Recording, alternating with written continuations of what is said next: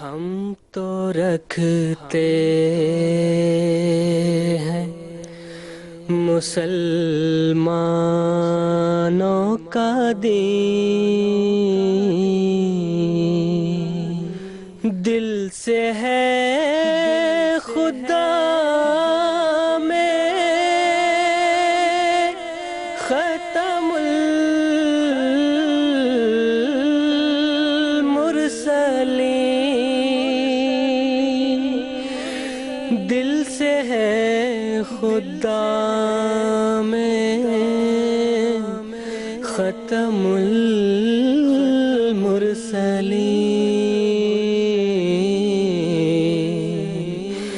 ختم المرسلین۔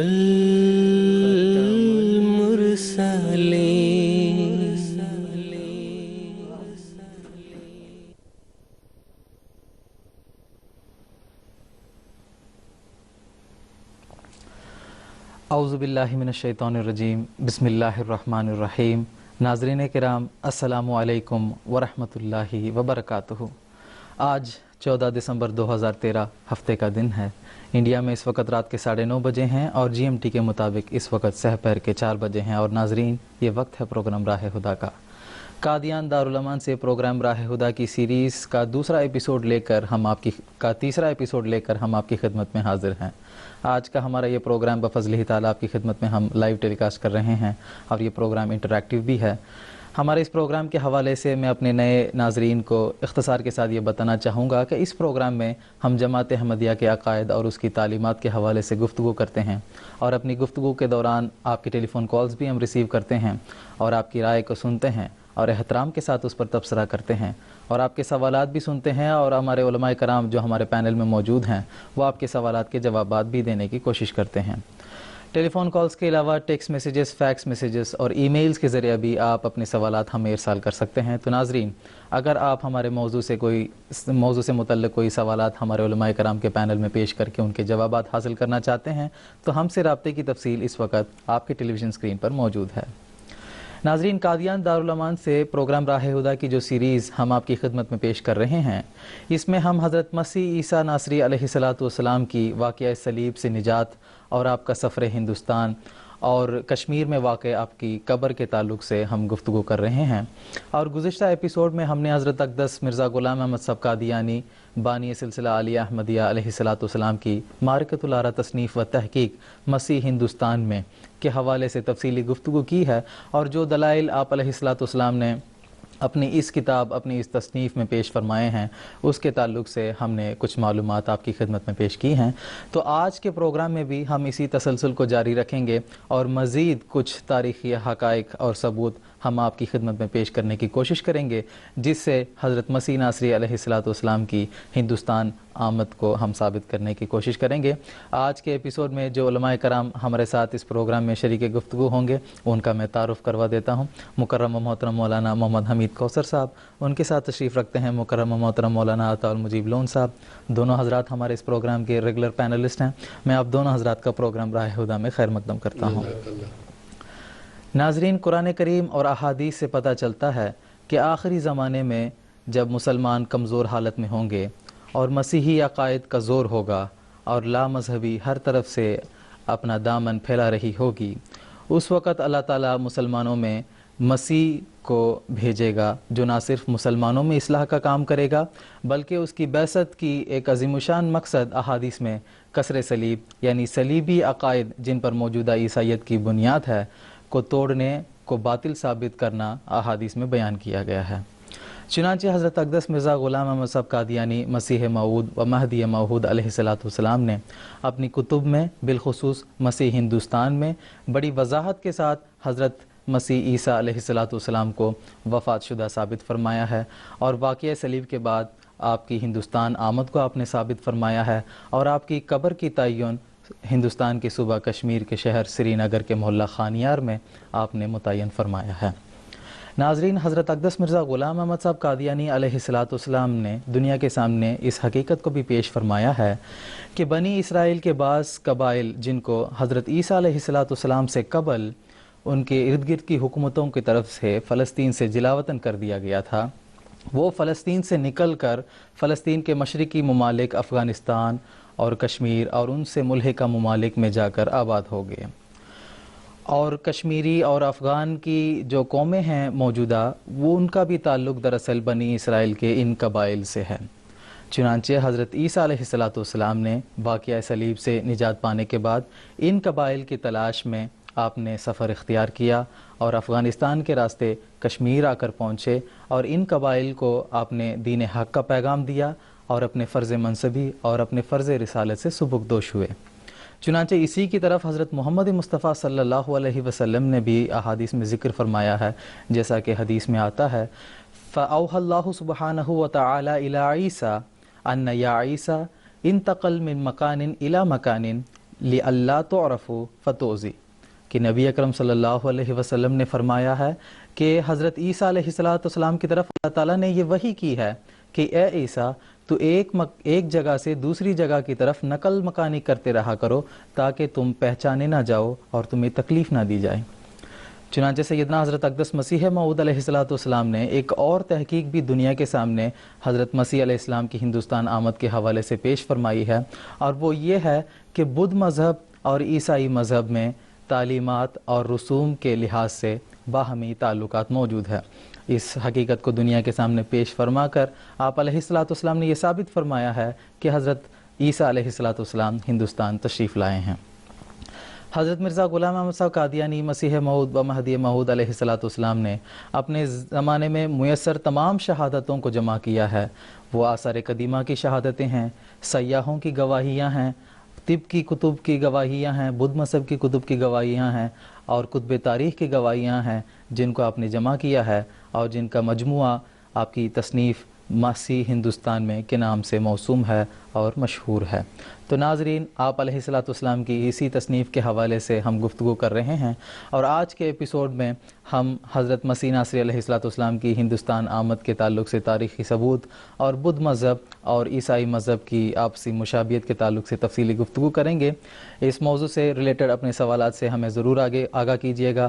ہمیں خوشی ہوگی آپ کے سوالات جب ہمارے علماء کرام کے پینل میں پیش ہوتے ہیں، اور ہم آپ کے سوالات کے جوابات دینے کی ضرور کوشش کریں گے۔ تو ناظرین، جس طرح کہ میں نے ابتدا میں آپ سے یہ عرض کی تھی، ہم سے رابطے کی تفصیل اس وقت آپ کی ٹیلی ویژن اسکرین پر موجود ہے۔ اس مختصر سی تمہید کے بعد میں اب اپنے پروگرام کے پہلے حصے کی طرف جانا چاہوں گا، اور محترم مولانا محمد حمید کوثر صاحب سے میرا یہ سوال ہے کہ مسیح ہندوستان میں جو حضرت اقدس مسیح موعود علیہ السلام کی مارکۃ العرا تصنیف ہے، اس کے حوالے سے ہم بات کر رہے ہیں۔ اس میں حضرت مسیح ناصری علیہ السلام کی ہندوستان آمد کے تعلق سے حضرت اقدس علیہ السلام نے جو تاریخی ثبوت پیش فرمائے ہیں، اس کے تعلق سے کچھ تفصیل ہمارے ناظرین کی خدمت میں پیش کرنے کی درخواست ہے۔ اعوذ باللہ من الشیطان الرجیم، بسم اللہ الرحمن الرحیم۔ ناظرین کرام، تاریخ ثبوت کے سلسلے میں سب سے پہلی بات یہ ہے کہ بنیاد قرآن مجید ہے، اس کے بعد پھر دوسری مذہبی کتابیں ہیں، ان سے ہم روشنی لے کے آگے تاریخی ثبوت کی بنیاد رکھتے ہیں۔ اب سب سے پہلی بنیاد یہ ہے کہ عیسیٰ علیہ السلام کی آمد کی غرض کیا تھی، آپ کی بعثت کس غرض کے لیے تھی۔ قرآن مجید میں سورہ صف میں اللہ تعالیٰ نے عیسیٰ علیہ السلام کی زبان سے ایک بات کہلوائی ہے، وَإِذْ قَالَ عِيسَىٰ ابْنُ مَرْيَمَ يَا بَنِي إِسْرَائِيلَ إِنِّي رَسُولُ اللَّهِ إِلَيْكُمْ، اے بنی اسرائیل میں تمہاری طرف رسول ہو کے آیا ہوں۔ آل عمران میں اس بات کو پھر دہرایا گیا، رسولاً الی بنی اسرائیل، کہ ان کی رسالت بنی اسرائیل کے لیے محدود اور محدد تھی۔ یہی بات پیچھے اگر ہم چلے جائیں عہد نامہ قدیم میں ہم کو ملتی ہے۔ عیسیٰ علیہ السلام کی پیدائش سے پہلے کی بات ہے کہ عیسیٰ علیہ السلام کی آمد کے سلسلے میں جو پیشگوئی کی گئی تھی وہ یہ تھی، کیونکہ نبی کی معرفت یوں لکھا ہے، اے بیت لحم یہودا کے علاقے، تو یہودا کے حاکموں میں ہرگز سب سے چھوٹا نہیں، کیونکہ تجھ میں ایک سردار نکلے گا جو میری امت اسرائیل کی غلہ بانی کرے گا، میری امت اسرائیل کی غلہ بانی کرے گا۔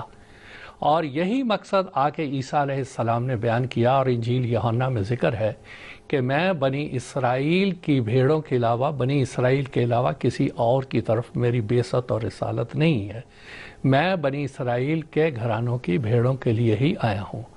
यहाँ पर मैं थोड़ी सी बात ही बताऊं, जब हम भेड़ या घराने कहते हैं तो हमारे नए नौजवान इन बातों को समझते नहीं, फिर वो फ़ोन पे बात करते हैं। घराने से मुराद इसराइल का एक दायरा, यरूशलेम और फ़लस्तीन जहाँ पर ये कबाइल रहते थे। भेड़ से मुराद कबीले या उनकी उम्मत के अफराद, उनको भेड़ कहकर मुखातिब किया गया है। तो मैं बनी इसराइल की खोई हुई भेड़ों के लिए आया हूँ, इसके अलावा मेरे आने का और कोई मकसद नहीं है। अब यहाँ से हमें वाज़ेह हुआ कि ईसा अलैहिस्सलाम की बेसत और आमद का मकसद सिर्फ बनी इसराइल की इस्लाह थी। अब हम यहाँ ये देखते हैं कि बनी इसराइल हैं कौन, क्या हैं ये बनी इसराइल। तो इसकी थोड़ी सी तफसील भी जानना बहुत ज़्यादा ज़रूरी है, ख़ास तौर पे हमारे नौजवानों के लिए। असल में इब्राहीम अलैहिस्सलाम उनके बेटे थे इसहाक के बेटे थे याकूब अलैहिस्सलाम। याकूब अलैहिस्सलाम को अल्लाह ताला की तरफ से ये खिताब दिया गया था इसराइल का मतलब है खुदा का पहलवान और बहादुर नबी। इनके 12 बेटे थे जो मुख्तलिफ बीवियों से थे, और वो 12 आगे उनकी जो औलाद कहलाती है वो बनी इसराइल यानी इसराइल के बेटे, और ये 12 असबात कहलाए, 12 कबीले कहलाए। इनको बनी इसराइल कहा जाता है। ये फ़लस्तीन के इलाके में आबाद थे, कनान उस इलाके का नाम था, वहाँ ये लोग रहते थे। ईसा अलैहिस्सलाम की बेइज्जत से कुछ अरसा कबल, या पहले मूसा अलैहिस्सलाम की बात कर लेते हैं कि मूसा अलैहिस्सलाम के बाद दाऊद अलैहिस्सलाम के ज़माने में बनी इसराइल को एक बड़ी हुकूमत उस इलाके में मिली। लेकिन उसके बाद सुलेमान अलैहिस्सलाम के बेटे के ज़माने में ये हुकूमत कमज़ोर हो गई। आशूरी जो कि बाबुल और इराक़ के इलाके के रहने वाले थे, उन्होंने पहले इनके ऊपर हमला किया और इनको जलावतन कर दिया। उसके बाद बुख्ते नज़र 586 कबले मसीह आया और उसने आके फिर इनको मुंतशिर कर दिया, जलावतन कर दिया, और इनको बाबिल के इलाके के अंदर वो ले गया और कुछ को इसने भेज दिया, और सारे के सारे ये मशरिक़ की तरफ चले गए, बिलाद शर्किया की तरफ ये मुंतशिर हो गए। अब ईसा अलैहिस्सलाम की आमद होती है। उस वक्त यरूशलेम में सिर्फ 2 कबीले थे, यानी 10 में से सिर्फ 2 कबीले बाकी थे, एक यहूदा एक बिन्यामीन। उनको इन्होंने पैगाम दिया।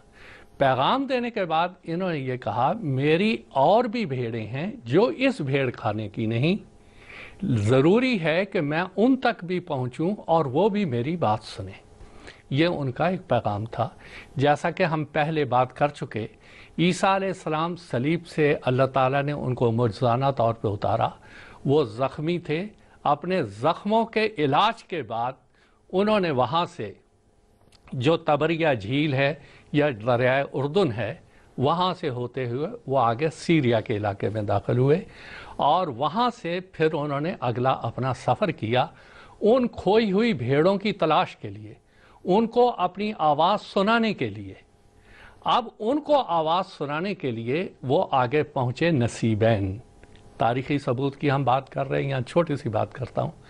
अब 10 असबात को उनकी आवाज़ नहीं पहुँची है। उनके आने का मकसद बनी इसराइल को पैगाम पहुँचाना था। यहाँ थोड़ी सी एक बात हदीस की बता देता हूँ कि मेराज में रसूल करीम सल्लल्लाहु अलैहि वसल्लम ने, जो अहादीस सियासत्ता में आती हैं, पहले आसमान पर आदम अलैहिस्सलाम को देखा, उससे ऊपर वाले आसमान ईसा अलैहिस्सलाम और यहया अलैहिस्सलाम को देखा, तीसरे पे यूसुफ अलैहिस्सलाम को देखा, चौथे पे हारून अलैहिस्सलाम इदरीस अलैहिस्सलाम को देखा, 5वें में हारून अलैहिस्सलाम को देखा, 6ठे में मूसा अलैहिस्सलाम को देखा, और 7वें में हज़रत मोहम्मद मुस्तफ़ा सल्लल्लाहु अलैहि वसल्लम को देखा। अब वहाँ दूसरे आसमान पर जब ईसा अलैहिस्सलाम और यहया अलैहिस्सलाम थे, वहाँ तो हजूर सल्लल्लाहु अलैहि वसल्लम ने 10 कबाइल नहीं देखे थे कि जिनके पास ये गए हुए थे। लाजमी बात है कि एक बड़ा हिस्सा तो ऐसा था जहाँ इनको पैगाम ही नहीं पहुँचा था, और वहाँ वो सिर्फ बिलाद शर्किया में थे, और ये सारी तारीख़ जानती है। बहरहाल वहाँ से ये नसीबैन पहुँचे। वहाँ बादशाह ने पहले इनकी कुछ बातें सुनी, लेकिन बाद में मुजज़ाना तौर पे इन्होंने कुछ मुजज़ात दिखाए। वो बादशाह और उसकी फ़ौज वो इनके मोतक़िद हो गए, इनके ऊपर ईमान ले आए। वहाँ से ये सफ़र करके ईरान दाखिल हुए, ईरान से आके अफ़गानिस्तान, پھر وہاں سے خیبر درہ خیبر پار کرتے ہوئے راولپنڈی وغیرہ یا پھر جموں کے علاقے سے یا یہ راولپنڈی سے ہوتے ہوئے یہ سیدھا سری نگر پہنچے۔ اب اس کے اور کیا ثبوت ہیں؟ ثبوت تو بے شمار ہیں، وہ تو اس مختصر سے وقت میں بیان کیے ہی نہیں جا سکتے۔ یہ اب افغانی ہیں، وہاں پر عیسیٰ خیل نام کا ایک قبیلہ ہے۔ حضرت مسیح موعود علیہ السلام نے اس امکان کا اظہار فرمایا ہے، ہو سکتا ہے عیسیٰ علیہ السلام نے وہاں شادی کی ہو اور عیسیٰ خیل قبیلہ وغیرہ یا جو کچھ ہے یہ ان کی اولاد ہو۔ پھر یہ عیسیٰ علیہ السلام یہ آگے پہنچتے ہیں وہاں پر سری نگر اور کشمیر کے علاقے میں۔ اب وہاں پر یہ بات بھی قابل غور ہے کہ وہاں پہنچنے کے بعد یہ جو ایک تاریخ کی مشہور کتاب ہے فارسی کی، اس کے اندر یہ لکھا ہوا ہے روضۃ الصفا کہ حضرت عیسیٰ کا نام مسیح اس واسطے رکھا گیا کہ وہ سیاحت بہت کرتے تھے۔ ایک پشمی تاکیہ ان کے سر پر ہوتا تھا اور ایک پشمی کرتا پہنے رہتے تھے، ایک عصا ہاتھ میں ہوتا تھا اور ہمیشہ ملک با ملک شہر بہ شہر پھرتے تھے اور جہاں رات پڑ جاتی وہیں رہ جاتے، جنگل کی سبزی کھاتے، جنگل کا پانی پیتے، پیادہ سیر کرتے۔ وہ اپنے ملک سے سفر کر کے نصیبین پہنچے جو ان کے وطن سے کئی کوس کے فاصلے پر تھا، اور آپ کے ساتھ چند ہواری بھی تھے۔ نصیبین میں آپ نے اعجازی برکت سے بعض بیماروں کو اچھا کیا اور بھی معجزات دکھائے، اس لیے نصیبین کے ملک کا بادشاہ ماں تمام لشکر اور باشندوں کے آپ پر ایمان لے آیا۔ یہ پہلا پڑاؤ تھا، یہاں سے انہوں نے بنی اسرائیل کو آواز سنانی شروع کی، تبلیغ کرنی شروع کی۔ اب وہاں پر آتے ہیں یہ لوگ کشمیر میں۔ اب کشمیر میں تاریخی ثبوت تو اور بہت زیادہ ہیں، لیکن ان سب کو چھوڑتے ہوئے ایک اہم بات جو بیان کرنے کے قابل ہے، ہمارے ہندو بھائیوں کی ایک مشہور کتاب ہے بھوشیہ مہا پران، 2000 سال پہلے کا یہ لکھا ہوا ہے، اور ابھی اس کے ترجمے بھی آ گئے ہیں۔ ابھی گورکھپور گیتا پریس والوں نے اس کا ہندی ترجمہ شائع کیا ہے۔ بھوشیہ پران کا یہ وید ویاس جی کا لکھا ہوا ہے، 18 پران ہے، اس میں سے یہ بھوشیہ پران جو ہے اس کی میں ایک بات بتاتا ہوں۔ شالی واہن ایک بادشاہ تھا کشمیر کے علاقے کا، ان پہاڑ کے علاقوں کا۔ اس کی ملاقات عیسیٰ علیہ السلام سے ہوتی ہے۔ عیسیٰ علیہ السلام سے ملاقات کر کے وہ حیران ہوتے ہیں اور اس کے بعد عیسیٰ علیہ السلام سے چند سوال کرتے ہیں۔ ذرا ناموں پہ غور کیجئے گا۔ ایک سمے کی بات ہے کہ وہ شاکادھیش شالی واہن ہم شخر پر گیا، یعنی اوپر چوٹی پر گیا۔ اس نے ہونڈ دیش کے مدھیہ استھت پروت پر ایک سندر پرش کو دیکھا۔ اس کا شریر گورا تھا اور وہ سفید وستر دھارن کیے ہوئے تھا۔ اس ویکتی کو دیکھ کر شاکا راجا نے پرسنتا سے پوچھا، آپ کون ہیں؟ اس نے کہا، میں ایش پتر ہوں۔ دیکھیں، ایش پتر ہوں، کماری کے گربھ سے اتپن ہوا ہوں۔ میں ملیش دھرم کا پرچارک اور ستیہ ورت ستھت ہوں، یعنی گربھوتی، کماری کے بطن سے میں پیدا ہوا ہوں۔ آگے وہ لکھتا ہے، ایش پتر نے کہا، مہاراجا، ستیہ کا وناش ہو جانے پر مریادہ رہت ملچ دیش میں مسیح بن کر آیا۔ مسیح کا لفظ ہے۔ اب یہاں پر جو ملچ یہ کہہ رہے ہیں، یہ ہمارے ہندو اصطلاح میں اس مذہب کو کہا جاتا ہے جو ہندوستان سے باہر سے آتا ہے، بیرون ملک سے آتا ہے، اسے ملچ کہتے ہیں۔ پھر یہ کہتے ہیں، ایشا پتر نے کہا، مہاراجا، ستیہ کا وناش ہو جانے پر مریادہ رہت ملچ پردیش سے میں مسیح بن کر آیا ہوں، اس لیے میرا نام عیسیٰ مسیح ہوا۔ یہ بھوشیہ پران میں ہے، پرتی سک پرب، تیسرا کھنڈ، گیترا پرس گورکھپور، صفحہ 321 میں یہ درج ہے۔ اب آپ دیکھ لیں کہ یہ تو مسیح علیہ السلام سے بہت پہلے کی شائع شدہ ہے۔ یہ جماعت احمدیہ نے تو داخل نہیں کیا ہے نا، یا جماعت احمدیہ نے تو اس کا عیسیٰ پتر نام نہیں رکھا ہے نا، عیسیٰ مسیح جماعت احمدیہ نے تو نہیں داخل کر دیا۔ مسیح السلام تو ابھی 100 سوا سال 150 سال کی بات ہے، لیکن یہ 2000 سال پرانا مہا بھوشیہ پران ہے۔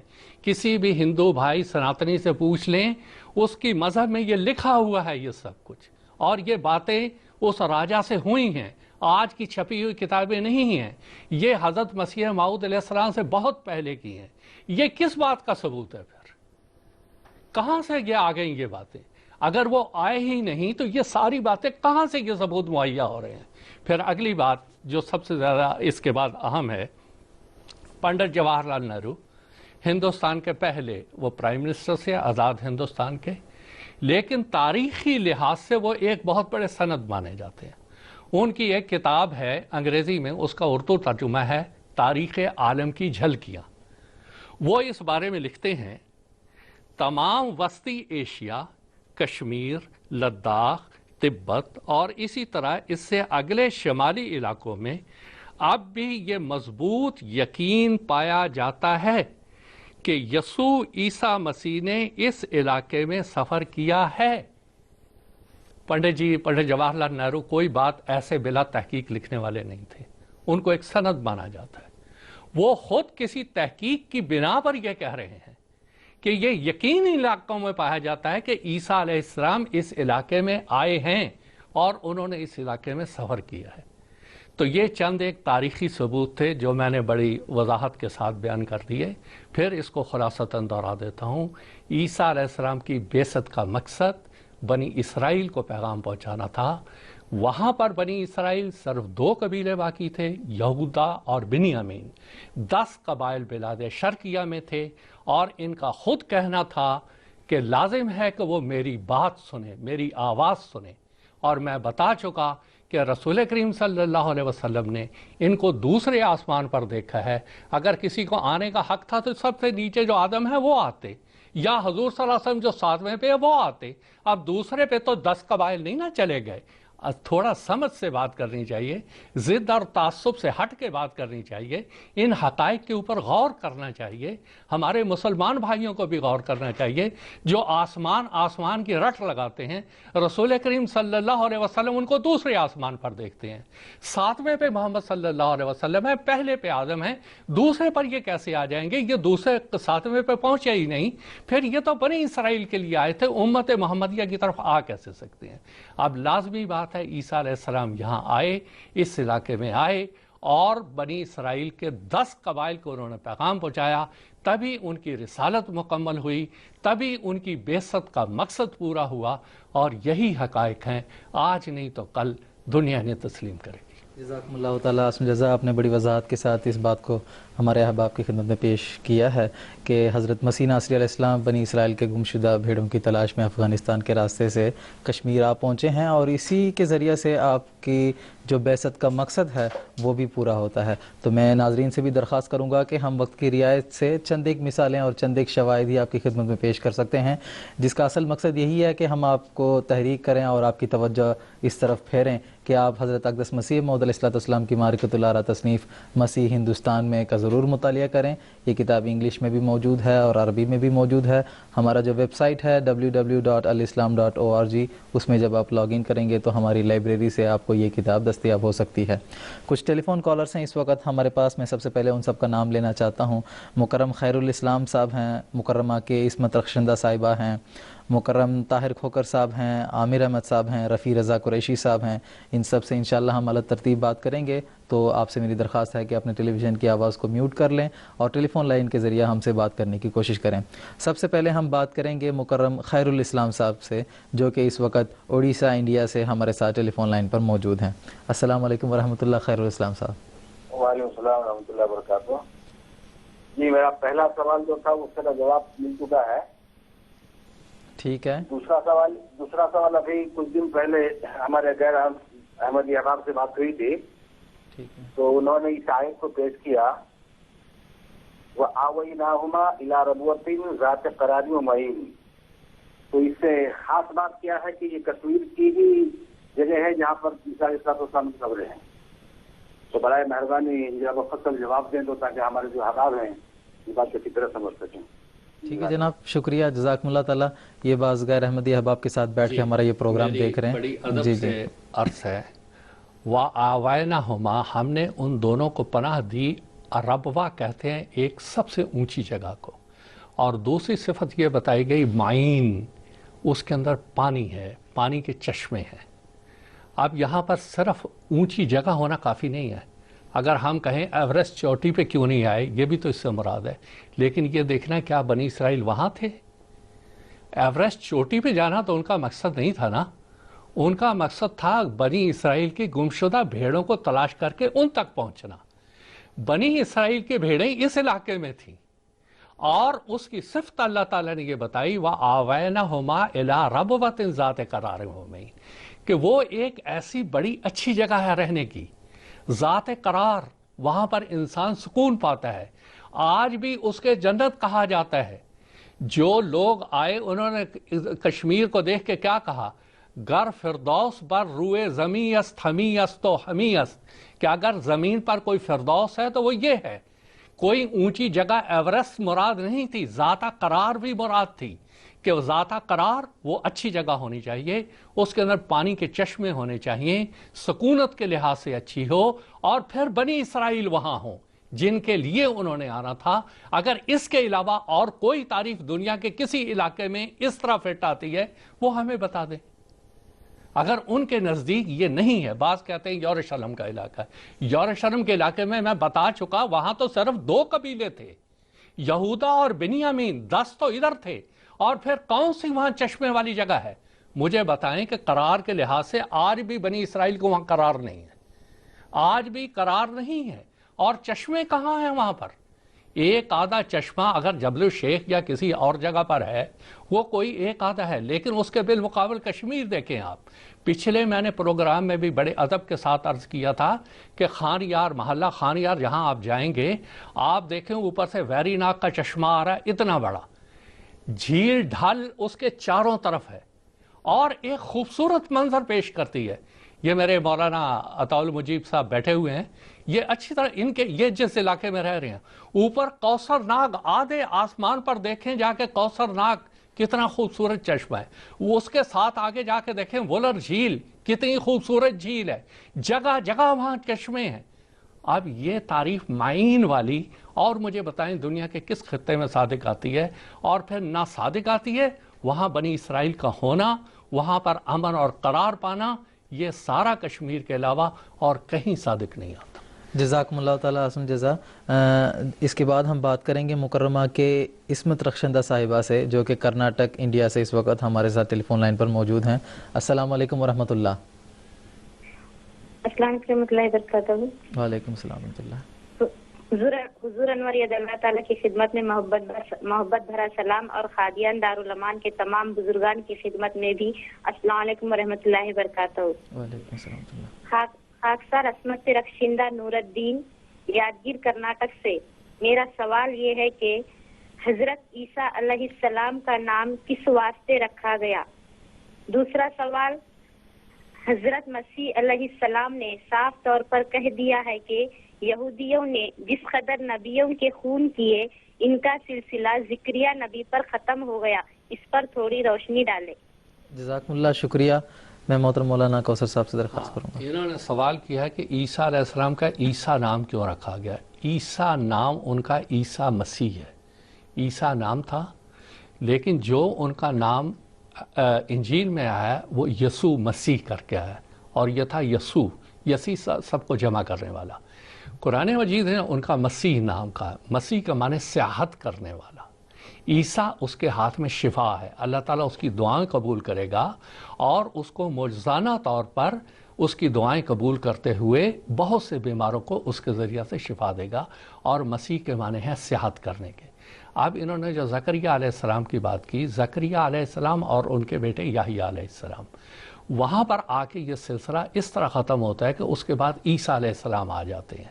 میں نے پہلے بھی یہ ذکر کیا تھا کہ مسیح کا نام جب ہم ابن مریم کہتے ہیں مرزا غلام احمد صاحب کو، تو اس کا مقصد ہی یہ ہے کہ موسیٰ علیہ السلام جو ایک شریعت والے نبی تھے، ان کے بعد جب 13 صدیاں گزر گئیں تو 14ویں صدی کے شروع پر ان کے مسیح آئے تھے. یہ ایک نیا دور شروع ہوا تھا. اسی طرح سیدنا محمد مصطفیٰ صلی اللہ علیہ وسلم کے بعد جب 13 صدیاں گزر گئیں تو 14ویں صدی کے بالکل پہلے ابتدا میں اللہ تعالیٰ نے اس امت میں مسیح بھیجا اور ایک نیا دور شروع ہوا جو رسول کریم صلی اللہ علیہ وسلم کی بعثت ثانیہ کا تھا. یہ مراد تھی حضرت مسیح السلام نے جو وہاں پہ ذکر کیا. جزاک اللہ تعالیٰ جزا. مکرم طاہر کھوکر صاحب ہیں, ہمارے ایک ریگولر کالر ہیں, پاکستان سے اس وقت ہمارے ساتھ ٹیلی فون لائن پر موجود ہیں, ان سے بات کرتے ہیں. السلام علیکم ورحمۃ اللہ. طاہر کھوکر صاحب السلام علیکم ورحمۃ اللہ. ہم آپ سے دوبارہ رابطہ کرنے کی کوشش کریں گے. مکرم عبدالرؤوف صاحب ہیں جو پاکستان سے اس وقت ہمارے ساتھ ٹیلی فون لائن پر موجود ہیں, ان سے بات کرنے کی کوشش کرتے ہیں. السلام علیکم ورحمۃ اللہ. عبدالرؤوف صاحب. وعلیکم السلام ورحمۃ اللہ وبرکاتہ. جی جناب. جی میرا سوال ہے. ہاں جی آپ کی آواز ہمیں آ رہی ہے, تو آپ اپنا سوال مکمل پیش کریں. اچھا, میرا سوال یہ ہے کہ جو احمدی ہے نا بھائی ہیں ادھر میرے دو بیٹھے ہیں پروگرام دیکھنے راہ ادا, تو غیر احمدیوں کا جنازہ پڑھتے. جی جناب, آپ کی آواز ہمیں واضح طور پر نہیں آئی ہے. کیا سوال تھا آپ کا؟ ہمارا سوال ہے کہ غیر احمدیوں کا جنازہ جو احمدی بھائی ہیں یہ نہیں پڑھتے, کیوں نہیں پڑھتے؟ ٹھیک ہے, شکریہ. ہمارے پروگرام سے تو ریلیٹڈ نہیں ہے, تاہم میں درخواست کروں گا مولانا کوثر صاحب سے. جی, غیر احمدیوں کا جنازہ ایک طرف تو وہ ہمیں کافر کہیں, ہمیں غیر مسلم قرار دیتے پھریں, پھر ہم سے جنازے کی دعا کیوں کرواتے ہیں؟ دو باتیں تو ایک ساتھ نہیں ہو سکتی نا. تو حضرت مسیح علیہ السلام دیکھیں, بات یہ ہے کہ پہلے اس کو تاریخی طور پہ تھوڑا سا دیکھ لیں. جماعت احمدیہ کی بنیاد 23 مارچ 1889 کو رکھی گئی. 11 سال ہم ان کے جنازے پڑھتے رہے, ان کے ساتھ نمازیں پڑھتے رہے, یہ ہمیں دھکے دیتے رہے, ہمارے جو میتیں تھیں ان کو قبروں سے نکال کے پھینکتے رہے. ان کے فتوے جاری ہوئے کہ احمدیوں کا جنازہ پڑھنا حرام ہے.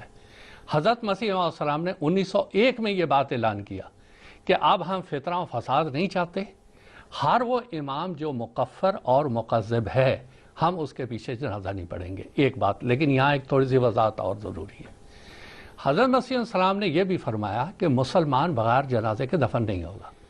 کسی جگہ پر اگر مثال کے طور پہ ہمارے اس علاقے میں, ہم جس پنجاب میں رہ رہے ہیں مشرقی پنجاب میں, بہت سے مسلمان فوج میں ہیں, ان کا پتہ نہیں چلتا کہ وہ کہاں کے ہیں, ایکسیڈنٹ میں مر گئے, ویسے فوت ہو گئے, کچھ ہو گئے, ان کو یہاں لاشیں لے کے لے آ جاتے ہیں.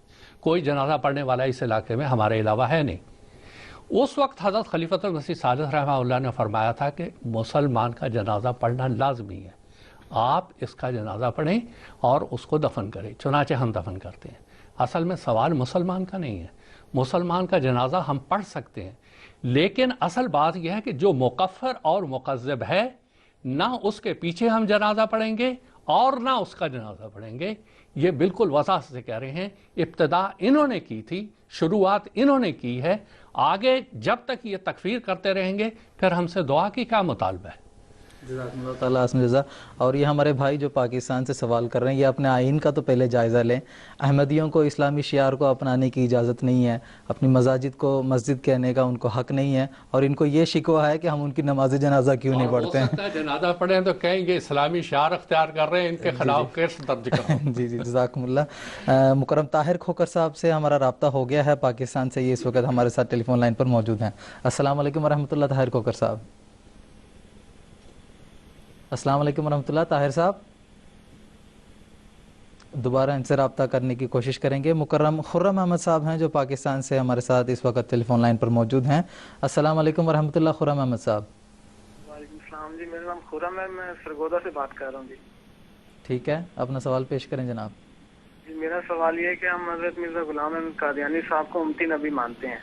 ٹھیک ہے, لیکن اگر چونکہ امتی نبی ان کی نبوت کا دروازہ بھی بند نہیں ہوا, اور اس کے بعد بھی اگر کوئی شخص امتی نبی ہونے کا دعویٰ کرتا تھا کہ اس کو بھی ماننا ضروری ہے اور اس کو بھی مانا جائے گا. ٹھیک ہے جناب, شکریہ. آپ کا سوال ہمیں مل گیا ہے. میں محترم مولانا کوثر صاحب سے درخواست کروں. بات یہ ہے کہ ہم اس امتی نبی کو ماننے کے پابند ہیں جس کے بارے میں سیدنا محمد مصطفیٰ صلی اللہ علیہ وسلم نے ہمیں ماننے کی تاکید کی ہوگی اور جس کے بارے میں پیشگوئی فرمائی ہوگی. دروازہ کھلا ہے, بغیر شک کے کھلا ہے, कुरान मजीद ने उसको खोला हुआ है। लेकिन इसके साथ साथ ये भी देखना ज़रूरी है कि पहले नबी ने भी किसी के आने की पेशगोई की हुई है कि नहीं। जबकि हम सैयदना मोहम्मद मुस्तफ़ा सल्लल्लाहु अलैहि वसल्लम की वाज़ेह हदीस देखते हैं कि आपने 4 अदवार में बांटा कि नबुव्वत, खिलाफत, मुल्कन आदन, मुल्कन जबरियन, फिर आप आखिर में फरमाते हैं चौथा दौर ये है सुम्मा तकूनुल खिलाफत अला मिनहाज नबुव्वत, कि इमाम महदी जो उम्मती नबी आ जाएगा उसके बाद खिलाफत का सिलसिला शुरू होगा। उम्मती नबी को आना इसलिए ज़रूरी था कि उसके बाद ही खिलाफत जारी होती है, और उसके बाद सुम्मा सकता रसूलुल्लाह सल्लल्लाहु अलैहि वसल्लम, उसके बाद आपने खामोशी इख्तियार कर ली। हमें किसी और नबी के आने की कोई पेशगोई हजूर पाक सल्लल्लाहु अलैहि वसल्लम की अहादीस में नहीं मिलती। ये है बात वजाहत के साथ जो मैंने बता दी। जज़ाकुमुल्लाह ताला। मुकर्रम आमिर अहमद साहब हैं ओमान से, इस वक्त हमारे साथ टेलीफोन लाइन पर मौजूद हैं। अस्सलाम वालेकुम वरहमतुल्लाह आमिर साहब। अस्सलाम वालेकुम वरहमतुल्लाह आमिर साहब, आप टेलीफोन लाइन पर मौजूद हैं। खैर, हम इंशाल्लाह अपने टेलीफोन कॉलर्स के साथ बात करते रहेंगे। इसके दरमियान अपने प्रोग्राम का जो असल हिस्सा है और जो फॉर्मेट है उसके सवालात भी इंशाल्लाह चलते रहेंगे। अब मोहतरम मौलाना अताउल मुजीब लोन साहब से मेरा ये सवाल है कि सैयदना हज़रत अक़दस मिर्ज़ा ग़ुलाम अहमद साहब क़ादियानी अलैहिस्सलातु वस्सलाम ने अपनी मारकतुल आरा तसनीफ़ मसीह हिंदुस्तान में इस बात का भी ज़िक्र फरमाया है कि ईसाईयत यानी हज़रत ईसा अलैहिस्सलाम का जो मज़हब है और यहूद मज़हब के आपस में काफ़ी मुशाबियतें हैं, जो कि एक दलील है हज़रत ईसा अलैहिस्सलाम का हिंदुस्तान में आमद होने की। तो मैं आपसे दरख्वास्त करूँगा कि इस ताल्लुक़ से कुछ तफसील हमारे नाज़रीन की खिदमत में पेश करें। जी जज़ाकुमुल्लाह। बिस्मिल्लाहिर्रहमानिर्रहीम। हज़रत मसीह मौऊद अलैहिस्सलातु वस्सलाम ने अपनी इस किताब मसीह हिंदुस्तान में बड़ी वजाहत के साथ तफसील से बुद्ध मज़हब और ईसाई मज़हब के माबैन जो मुशाबिहात पाई जाती हैं, जो मुताबिकत पाई जाती है, उसका ज़िक्र किया है। और इस ज़िमन में ख़ुसूसन एक बात ये भी बयान फरमाई है कि जब बुद्ध मज़हब का ज़िक्र किया जा रहा है तो इससे मुराद वो मज़हब है जो लेह, गिलगित वग़ैरह इन इलाक़ों में पाया जाता था। बुद्ध मज़हब वो मज़हब मुराद है। उस मज़हब में और ईसाई मज़हब में बाज़ मुशाबिहतों का, और बल्कि यूँ कहना चाहिए कि हैरत अंगेज़ मुशाबिहतों का हज़रत मसीह मौऊद अलैहिस्सलातु वस्सलाम ने अपनी इस मारिकतुल आरा किताब में ज़िक्र फरमाया। मैं उनमें से जो चंद मुशाबिहतें जो मसीह मौऊद अलैहिस्सलाम ने बयान फरमाई हैं उनमें से चंद एक का ज़िक्र यहाँ करता हूँ। सबसे पहले खिताबात में जो मुशाबिहत हज़रत ईसा अलैहिस्सलातु वस्सलाम और हज़रत बुद्ध अलैहिस्सलाम के माबैन थी, जो खिताबात हज़रत ईसा अलैहिस्सलाम के लिए इंजील में बयान हुए, वही खिताबात और उसी किस्म के खिताबात या वही माने रखने वाले खिताबात हज़रत बुद्ध अलैहिस्सलाम के लिए इस्तेमाल हुए। जैसे मिसाल के तौर पर चंद एक मिसालें इसकी मैं पेश करता हूँ। हज़रत ईसा अलैहिस्सलातु वस्सलाम को नूर कहा गया है। उन्होंने कहा कि मैं नूर हूँ। चनाचे बुद्ध अलैहिस्सलाम का नाम बुद्धा है और बुद्धा के हुबहू यही माने होते हैं, इसके नूर के माने होते हैं और मुनव्वर के माने होते हैं। उसके साथ फिर हज़रत ईसा अलैहिस्सलातु वस्सलाम का एक ख़िताब आया है, उस्ताद हज़रत ईसा अलैहिस्सलाम को कहा गया है, और हज़रत बुद्ध अलैहिस्सलाम को सास्ता कहा गया है, और सास्ता के वही माने होते हैं जो उस्ताद के माने होते हैं। फिर हज़रत ईसा अलैहिस्सलातु वस्सलाम के लिए मुबारक एक लक़ब इस्तेमाल हुआ है, एक नाम, एक ख़िताब इस्तेमाल हुआ है, और हज़रत बुद्ध के लिए इस्तेमाल हुआ है सुगत, और सुगत के भी माने भी मुबारक के होते हैं, बरकत दिए हुए के होते हैं। फिर हज़रत ईसा अलैहिस्सलाम के लिए एक ख़िताब आया है अपने आने के मुद्दा को पूरा करने वाला, और हज़रत बुद्ध के लिए नाम इस्तेमाल हुआ है सिद्धार्थ। सिद्धार्थ के हुबहू यही माने होते हैं कि अपने आने के मुद्दा और मकसद को पूरा करने वाला। फिर एक ख़िताब हज़रत ईसा अलैहिस्सलाम के लिए आया है वो थकूं मांदूं को पनाह देने वाला है, और हज़रत बुद्ध के लिए आया है असरन सरन। ये भी सुबह यही माने रखता है कि बेपनाहों को पनाह देने वाला। फिर बादशाह नाम आया है हज़रत ईसा अलैहिस्सलातु वस्सलाम का, और हज़रत बुद्ध अलैहिस्सलाम का भी यही नाम आया है। तो ये चंद एक मिसालें हज़रत मसीह अलैहिस्सलाम ने बयान फरमाई हैं जो खिताबात में मुशाबिहत रखती हैं हज़रत ईसा अलैहिस्सलाम और हज़रत बुद्ध अलैहिस्सलाम के माबैन। फिर वाक़यात में भी मुशाबिहत है। जो वाक़यात हज़रत ईसा अलैहिस्सलातु वस्सलाम के साथ हुए वही वाक़यात हज़रत बुद्ध अलैहिस्सलातु वस्सलाम के हुए। चनाचे शैतान का एक वाक़या, आजमाइश का वाक़या आता है, बड़ा मशहूर है कि शैतान ने हज़रत ईसा अलैहिस्सलातु वस्सलाम को आज़माने की कोशिश की, बहकाने की कोशिश की, और हज़रत ईसा अलैहिस्सलातु वस्सलाम उससे महफूज रहे और उसकी इताअत हज़रत ईसा अलैहिस्सलातु वस्सलाम ने नहीं की। चनाचे हुबहू ऐसा ही वाक़या حضرت ہود علیہ السلام کے بارے میں آتا ہے کہ ان کو بھی شیطان نے ورغلانے کی کوشش کی، بڑے مختلف قسم کے لالچ دے کر ان کو بہکانے کی کوشش کی، لیکن وہ بھی شیطان سے محفوظ رہے اور شیطان کے جال میں نہیں پھنسے اور اس کی اطاعت نہیں کی۔ پھر اسی سلسلے میں یہ آتا ہے کہ حضرت عیسیٰ علیہ السلام نے اس کے بعد جب یہ شیطان کے ورغلانے کا، بہکانے، پھسلانے کا واقعہ ہوا، اس کے بعد 40 دن روزے رکھے، وہ توبہ استغفار کرتے ہوئے اللہ تعالیٰ کو یاد کرنے کی خاطر حضرت عیسیٰ علیہ السلام نے 40 دن روزے رکھے۔ حضرت ہود علیہ السلام کے لیے بھی ہو یہی آتا ہے کہ انہوں نے بھی 40 دن روزے رکھے اس واقعے کے بعد۔ پھر ایک اور مشابہت واقعات کی، پہاڑی واز کی مشابہت ہے۔ حضرت عیسیٰ علیہ السلام کا ایک واز پہاڑی واز کے نام سے بڑا مشہور ہے، جس کا متی انجیل متی میں ذکر ہے۔ اسی طرح حضرت ہود علیہ السلام نے بھی پہاڑی واز فرمایا ہے، بنارس کے مقام پر آتا ہے ان کے بارے میں کہ ایک پہاڑی کے اوپر انہوں نے واز کیا، ہو اسی طرح جیسے حضرت حضرت عیسیٰ علیہ السلام نے پہاڑی واز بیان فرمایا۔ پھر ایک اور مشابہت یہ ہے دونوں میں کہ حضرت عیسیٰ علیہ السلام نے اپنے حواریوں کو، اپنے شاگردوں کو مختلف علاقوں میں بھیجا تبلیغ کی خاطر، بنی اسرائیلی قبائل کو ڈھونڈتے ہوئے ان میں تبلیغ کرنے کی خاطر، ہو یہی مشابہت حضرت بدھ علیہ السلام کے بارے میں آتی ہے۔ حضرت مسیح موعود علیہ السلام نے بدھزم مصنفہ سر مونیر ولیم کا ایک حوالہ پیش کیا ہے، جس کے میں الفاظ بھی پیش کرتا ہوں، جس میں انہوں نے لکھا ہے کہ بدھ کے تعلق سے کہ انہوں نے اپنے شاگردوں کو حکم دیا، بدھ نے اپنے شاگردوں کو دنیا میں تبلیغ کے لیے بھیجا اور ان کو اس طرح پر خطاب کیا، باہر جاؤ اور ہر طرف پھر نکلو اور دنیا کی غمخواری اور دیوتاؤں اور آدمیوں کی بہتری کے لیے ایک ایک ہو کر مختلف صورتوں میں نکل جاؤ اور یہ منادی کرو کہ کامل پرہیزگار بنو اور پاک دل بنو۔ تو گویا وہی مشابہت حضرت عیسیٰ علیہ السلام نے بھی اپنے شاگردوں کو کہا، اسی طرح حضرت بدھ نے بھی اپنے شاگردوں کو تبلیغ کی خاطر کہا۔ پھر ایک اور مشابہت اس سلسلے میں یہ بھی ہے کہ حضرت عیسیٰ علیہ السلام کا جب صلیبی واقعہ ہوا، اس کے بعد ایک ہولناک زلزلہ وہاں آیا ہے۔ یہاں پر بھی حضرت بدھ علیہ السلام کے بارے میں آتا ہے کہ جب ان کی وفات ہوئی تو اس کے بعد ایک بہت ہی بڑا زلزلہ یہاں پر بھی آیا، تو گویا اس طرح اس میں بھی مشابہت بیان کی ہوتی ہے۔ پھر واقعات کی مشابہت کے ساتھ ساتھ تعلیمات میں بھی مشابہت، جو حضرت عیسیٰ علیہ السلام نے جس قسم کی تعلیم بیان فرمائی، اسی قسم کی تعلیم حضرت بدھ علیہ السلام نے بیان فرمائی ہے۔ چنانچہ حضرت عیسیٰ علیہ السلام کے بارے میں بڑا مشہور ہے کہ انہوں نے جو تعلیم، اخلاقی تعلیم پیش فرمائی ہے، وہ عدم تشدد کے ساتھ تعلق رکھتی ہے۔ کہ بڑا مشہور ہے حضرت عیسیٰ علیہ السلام کے تعلق سے کہ انہوں نے یہ تعلیم دی اپنے حواریوں کو، اپنے ماننے والوں کو، کہ اگر تمہارے ایک گال پر کوئی تھپڑ مارے تو دوسرا گال پیش کر دو۔ عیسائیوں کو بڑا ناز ہے اس تعلیم پر، تو یہ تعلیم حضرت عیسیٰ علیہ السلام کی تھی، عدم تشدد کی تعلیم تھی۔ حضرت بدھ علیہ السلام نے ہو اسی قسم کی تعلیم بیان فرمائی ہے۔ حضرت مسیح موعود علیہ السلام نے اس تعلق سے جو بیان فرمایا ہے، مختصر میں اقتباس پیش کرتا ہوں۔ حضور فرماتے ہیں، انجیلوں میں لکھا ہے کہ شر کا مقابلہ نہ کرو اور اپنے دشمنوں سے پیار کرو اور غربت سے زندگی بسر کرو اور تکبر اور جھوٹ اور لالچ سے پرہیز کرو، اور یہی تعلیم بدھ کی ہے، بلکہ اس میں اس سے زیادہ شد و مد ہے، یہاں تک کہ ہر ایک جانور بلکہ کیڑوں مکوڑوں کے خون کو بھی گناہ میں داخل کیا ہے۔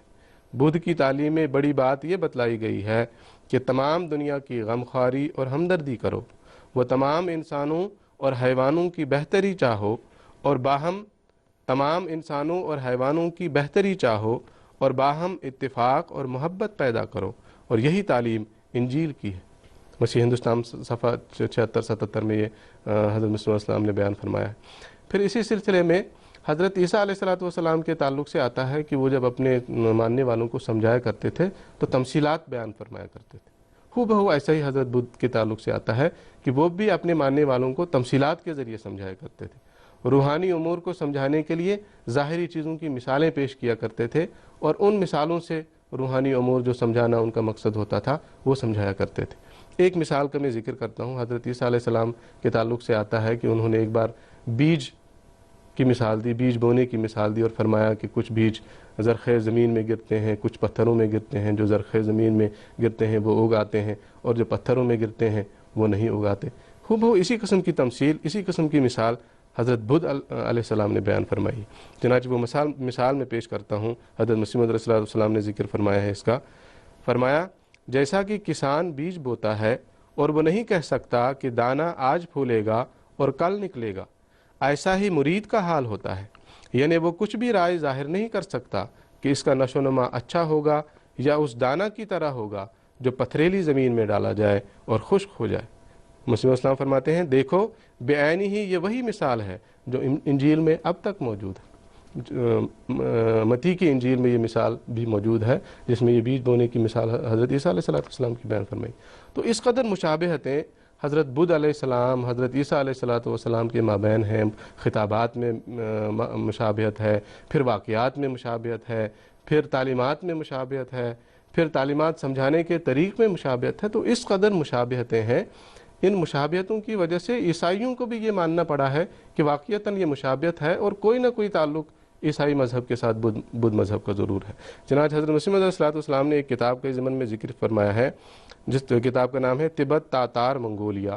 یہ HT پرنسپ کی لکھی ہوئی کتاب ہے۔ اس کا ایک حوالہ حضرت مسیح موعود علیہ السلام نے بیان فرمایا ہے اسی ضمن میں۔ حضور فرماتے ہیں اس کتاب کے صفحہ 14 میں متیہ بدھ کی نسبت جو دراصل مسیحا ہے یہ لکھا ہے کہ جو حالات ان پہلے مشنریوں نے یعنی عیسائیوں نے وہاں جا کے تبت وغیرہ کے علاقوں میں جا کے جب یہ حالات دیکھے تو انہوں نے کیا کہا اس کے بارے میں اس کتاب میں ذکر ہے۔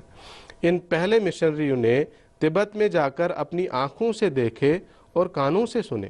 ان حالات پر غور کرنے سے وہ اس نتیجہ تک پہنچ گئے کہ لاموں کی قدیم کتب میں عیسائی مذہب کے آثار موجود ہیں۔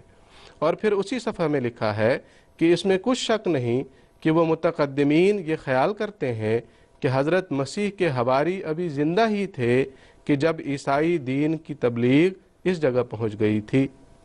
اور پھر 171 صفحہ میں لکھا ہے کہ اس میں کچھ شک نہیں کہ اس وقت عام انتظار ایک بڑے منجی کے پیدا ہونے کی لگ رہی تھی۔ تو اتنی مشابہتیں ہیں اور یہ مشابہتیں ایسی ہیں کہ عیسائیوں نے ان کو قبول کیا اور ان کے نتیجے میں پھر اس قسم کی باتیں ان کو بیان کرنی پڑی ہیں۔ چنانچہ ان مشابہتوں کو ذکر کرتے ہوئے جو نتیجہ اخذ کیا ہے حضرت مسیح موعود علیہ السلام کا، اس تعلق سے میں دو مختصر اقتباسات پیش کر کے اپنی بات کو ختم کرتا ہوں۔ حضرت مسیح موعود علیہ السلام فرماتے ہیں یہ تمام شہادتیں جن کو ہم نے مجملاً لکھا ہے ہر ایک منصف کو اس نتیجہ تک پہنچاتی ہیں کہ ضرور حضرت عیسیٰ علیہ السلام اس ملک میں تشریف لائے تھے، اور قطع نظر اس تمام روشن شہادتوں کے بدھ مذہب اور عیسائی مذہب میں تعلیم اور رسوم کے لحاظ سے جس قدر باہمی تعلقات ہیں، بالخصوص تبت کے حصہ میں یہ امر ایسا نہیں ہے کہ ایک دانش مند سہل انگاری سے اس کو دیکھے، بلکہ یہ مشابہت یہاں تک حیرت انگیز ہے کہ اکثر محقق عیسائیوں کا یہ خیال ہے کہ بدھ مذہب مشرق کا عیسائی مذہب ہے اور عیسائی مذہب کو مغرب کا بدھ مذہب کہہ سکتے ہیں۔ تو اس قدر مشابہت ہے کہ عیسائیوں کو یہ کہنا پڑا کہ بدھ مذہب کو مشرق کا عیسائی مذہب اور عیسائی مذہب کو مغرب کا بدھ مذہب کہہ سکتے ہیں، یہ صرف اور صرف اسی مشابہت کی وجہ سے۔ پھر حضرت مسیح موعود علیہ السلام اسی تعلق سے فرماتے ہیں اس تمام مطابقت کا اصل باعث یہی ہے کہ بدھ مذہب والوں کی خوش قسمتی سے مسیح ہندوستان میں آیا اور ایک زمانہ دراز تک بدھ مذہب والوں میں رہا اور اس کے سوانے اور اس کی پاک تعلیم پر انہوں نے خوب اطلاع پائی، لہٰذا یہ ضروری امر تھا کہ بہت سا حصہ اس تعلیم اور رسوم کا ان میں جاری ہو جاتا، کیونکہ ان کی نگاہ میں مسیح عزت کی نظر سے دیکھا گیا اور بدھ قرار دیا گیا۔ اس لیے ان لوگوں نے اس کی باتوں کو اپنی کتابوں میں لکھا اور گوتم بدھ کی طرف منسوب کر دیا۔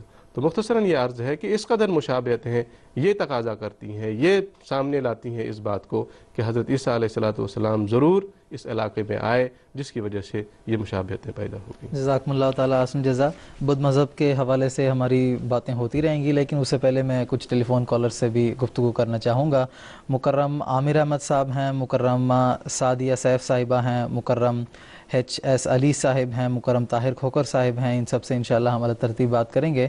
سب سے پہلے میں بات کرنا چاہوں گا مکرم عامر احمد صاحب سے جو اس وقت عمان سے ہمارے ساتھ ٹیلی فون لائن پر موجود ہیں۔ السلام علیکم ورحمۃ اللہ عامر صاحب۔ السلام علیکم عامر صاحب۔ عامر صاحب آپ کی آواز ہمیں آ رہی ہے، آپ ٹیلی فون لائن کے ذریعے سے ہم سے بات کریں اور اپنے ٹیلی ویژن کی آواز کو میوٹ کر لیں۔ دوبارہ آپ سے رابطہ کرنے کی کوشش کریں گے. اب ہم بات کرتے ہیں مکرمہ سعدیہ سیف صاحبہ سے جو اس وقت پاکستان سے ہمارے ساتھ ٹیلی فون لائن پر موجود ہیں. السلام علیکم ورحمۃ اللہ. السلام علیکم. وعلیکم السلام. اتنا مفید پروگرام پیش کرنے پر اللہ تعالیٰ آپ لوگوں کو بہت جزا دے. ابھی پروگرام کے شروع میں آپ نے بتایا کہ حضرت عیسیٰ علیہ السلام افغانستان درہ خیبر سے ہوتے ہوئے پنڈی کے راستے جموں کشمیر کی طرف گئے تھے. تو پنڈی سے کوئی 60 کلومیٹر دور ایک ہل اسٹیشن مری ہے. وہاں پہ پنڈی پوائنٹ کے مقام پر ایک قبر ہے جس کو مائی میری کی قبر کہا جاتا ہے. ہم لوگ وہاں پر گئے تھے اور دعا بھی کر آئے تھے. تو وہاں یہ بات مشہور ہے کہ وہ بہت نیک اور بزرگ خاتون تھی. میرا سوال یہ ہے کہ کیا اس سفر میں حضرت مریم علیہ السلام حضرت عیسیٰ کے ساتھ تھیں؟ اگر تھیں تو کیا وہ کشمیر پہنچ گئی تھیں یا پھر ان کا انتقال رستے میں ہوا؟ اگر ان کا انتقال رستے میں ہوا تو وہ کس جگہ پر ہوا تھا؟ جزاکم اللہ. شکریہ. میں محترم مولانا کوثر صاحب سے درخواست. جی، عرض یہ ہے کہ عیسیٰ علیہ السلام نے جب یروشلم سے ہجرت کی ہے اور انہوں نے سفر کیا ہے، ان کی والدہ ان کے ساتھ تھیں. اور بعض تاریخ میں یہ بھی آتا ہے کہ ایک اور مریم مگدلینی ان کے ساتھ تھیں اور بعض حواری بھی ان کے ساتھ تھے. انہوں نے صحیح فرمایا. جماعت احمدیہ کے بہت بڑے محقق اور تاریخ دان حضرت مفتی محمد صادق صاحب رضی اللہ تعالیٰ عنہ، انہوں نے ایک کتاب لکھی ہے قبر مسیح، اور وہ 2-3 مہینے کشمیر جا کے رہے، بہت تحقیق کی، اور ان کی خوش قسمتی یہ تھی کہ ان کو 3-4 زبانوں پہ عبور حاصل تھا. عبرانی زبان انہوں نے حضرت سلسان کے زمانے میں ہی سیکھ لی تھی، پھر انگریزی، پھر وہاں رہ کے انہوں نے کشمیری زبان بھی سیکھی. انہوں نے قبر مسیح کے یہ جو قبر مسیح کتاب ہے اس میں حضرت مریم علیہ السلام کے بارے میں ذکر کیا ہے کہ وہ راستے میں ہی فوت ہو گئی تھیں، اور جو یہ بتا رہی ہیں بالکل بین ہی وہی جگہ. اس جگہ کا نام ہی مری اس لیے ہے، کوہ مری اسے کہا جاتا ہے، اور عام لوگوں میں مشہور ہے کہ یہ مریم علیہ السلام کی ڈھیری کے نام سے، یعنی قبر کے نام سے وہ مشہور ہے، اور وہاں ان کی قبر ہے. لیکن اس سلسلے میں مزید تحقیق بھی جماعت احمدیہ کے محققین کر رہے ہیں تاکہ یقینی طور پہ یہ پتہ چل جائے کہ واقعی وہ قبر وہ ہے یا کسی اور جگہ ہیں. لیکن حضرت مفتی محمد صادق صاحب رضی اللہ تعالیٰ عنہ کی تحقیق کے مطابق وہی مریم علیہ السلام کی قبر ہے. جزاکم اللہ. شکریہ. مکرم HS علی صاحب ہیں جو انڈیا سے اس وقت ہمارے ساتھ ٹیلی فون لائن پر موجود ہیں. السلام علیکم ورحمۃ اللہ. وعلیکم السلام علیکم. جی جناب، اپنا سوال پیش کریں. جی، آپ یہ سب سے پہلے آپ سبھی لوگوں کو محبت برا سلام عرض ہوں. میں بلال صاحب سے بول رہا ہوں. جی جناب.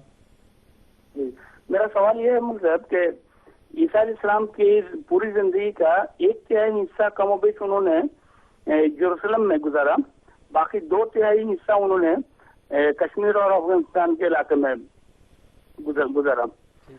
یروشلم کی تو بہت تواریخ ملتی ہے، مذہبی تواریخ ان کی بہت ہے، لیکن اس علاقے کی تواریخ بہت کم ہے. اگر ہے تو ذرا تفصیل بتلا دیں.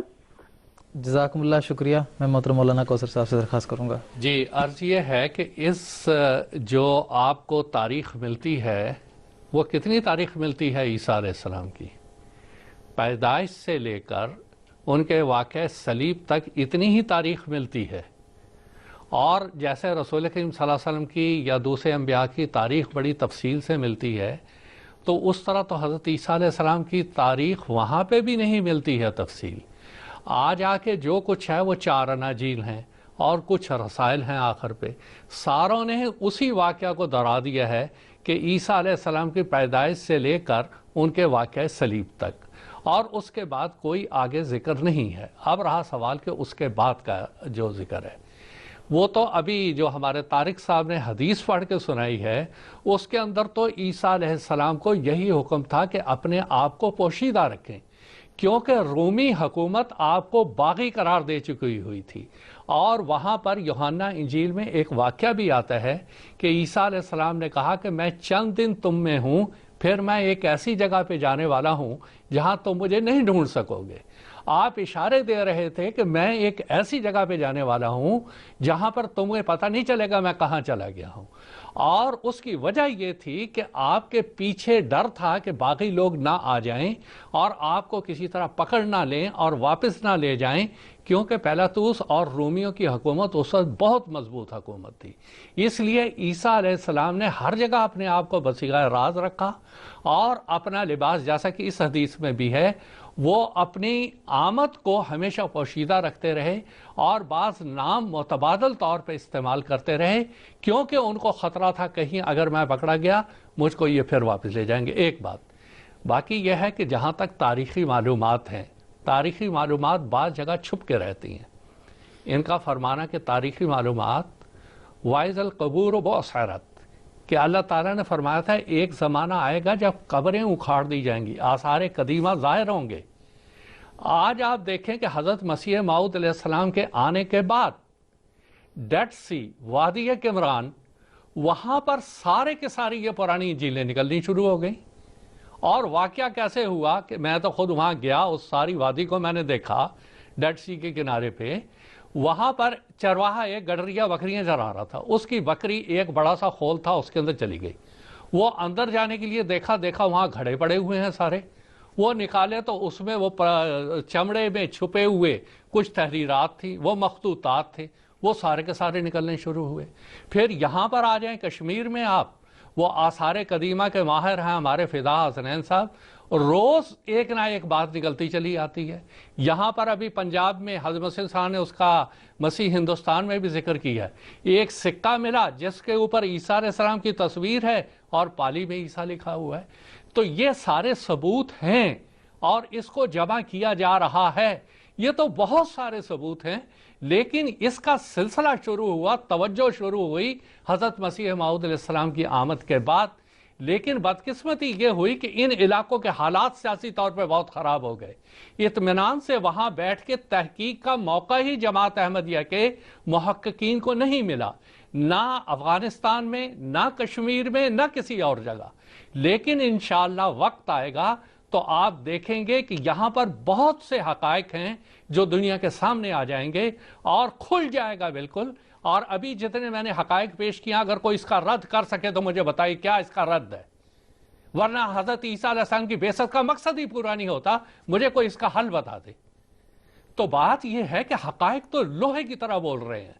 اب اگر نہیں ماننا، صاف دل کو کثرت اعجاز کی حاجت نہیں، ایک نشان کافی ہے. گر ہو خوف دل میں خوف کردگار، تو اللہ کا خوف ہو. اگر حقیقت تک پہنچنا ہو تو ایک ہی نشان کافی ہو جاتا ہے. بہرحال یہ ساری تفصیل میں نے بتا دی. جزاکم اللہ تعالیٰ احسن جزا. مکرم مبشر احمد بٹ صاحب ہیں جو آئرلینڈ سے اس وقت ہمارے ساتھ ٹیلی فون لائن پر موجود ہیں. السلام علیکم ورحمۃ اللہ مبشر صاحب. وعلیکم السلام ورحمۃ اللہ وبرکاتہ. جی جناب. سب سے پہلے تو بزرگان سلسلہ کی خدمت میں بہت محبت برا السلام علیکم. وعلیکم السلام. اور دوسرے نمبر پر میرا سوال یہ تھا کہ ابھی جب مولانا حمید کوثر صاحب وہ اس آیت کے حوالے سے بیان فرما رہے تھے کہ ہم نے ان دونوں کو پناہ دی اور کشمیر کے حوالے سے ذکر ہو رہا تھا، تو اس حوالے سے یہ تھا کہ میں گزارش کرنا چاہ رہا تھا کہ میں نے چند غیر احمدی احباب کے قرآن کریم کے تراجم میں اس آیت کا ترجمہ دیکھا، تو کچھ لوگوں نے اس کا اوینہما کا ترجمہ کیا ہوا تھا کہ ہم نے ان کو جگہ دی، اور کچھ نے یہ کیا ہوا تھا کہ ہم نے ان کو ٹھکانہ دیا. تو میرا اس حوالے سے سوال یہ ہے کہ بعض دفعہ لوگ یہ بھی کہتے ہیں کہ جب حضرت عیسیٰ علیہ السلام کی پیدائش کے حوالے سے یہ ذکر ملتا ہے کہ ان کی پیدائش ہی وہاں ہوئی جہاں پہ چشمے بہتے تھے، تو کشمیر کے حوالے سے خاص جماعت احمدیہ کیوں تصور کرتی ہے کہ وہ ایک الگ چشمے تھے؟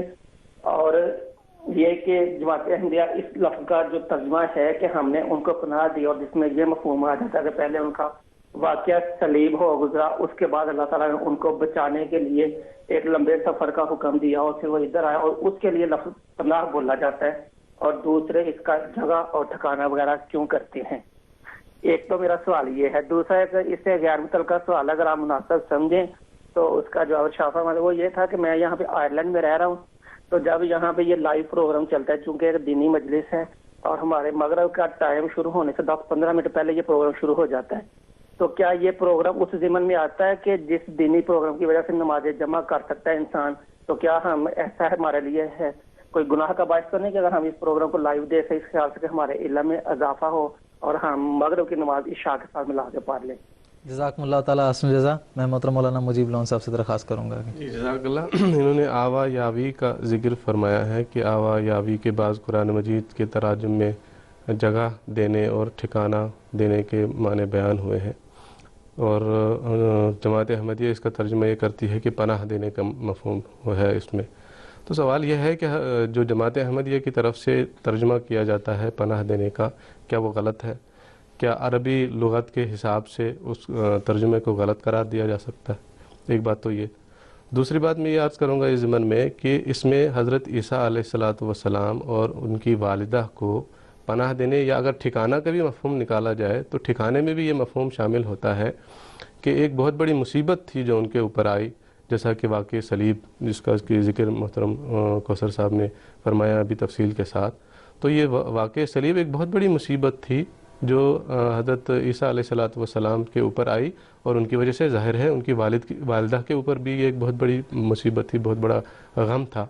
تو اس سے نجات تو دے دی اللہ تعالیٰ نے صلیبی موت سے. اس کے بعد پھر اگر وہ جیسا کہ محترم کوثر صاحب نے بیان فرمایا اگر وہیں رہتے تو یقیناً وہ پھر ماخوذ ہوتے اور پھر ان کو وہ سزا دی جاتی جو ان کے لیے طے کی گئی تھی. لیکن اللہ تعالیٰ نے قرآن مجید میں یہاں بیان فرمایا کہ اللہ تعالیٰ نے ان کو اس مصیبت سے بچایا، اس مصیبت سے ان کو نجات دی، اور اس کے بعد ان کو پناہ دی. اس کے بعد ایک ایسے مقام پر ان کو پناہ دی جو قرار والی اور چشمے والی اور اونچی جگہ تھی، جہاں پر وہ محفوظ طور پر پہنچے اور اس مصیبت سے محفوظ ہو گئے جو ان کے اوپر مزید آ سکتی تھی، جو امکان پیدا ہو سکتا تھا کہ وہ آ سکتی ہے.